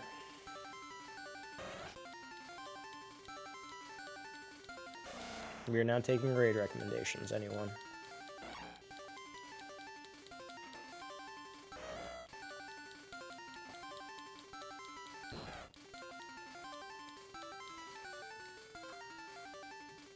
Nice 3-hour and 30-minute stream. Neon Arcade. Alright, we got the credits going. Gonna send you guys over to Neon Arcade. Copy/raid. Neon Arcade. Alright guys, thanks for hanging out. We'll see you next time. Hopefully sometime this week we'll go on. I'll try to go on tomorrow, but like I said, I got work till late, so catch you next time. It's been fun. I had a lot of fun on the stream. Bye guys.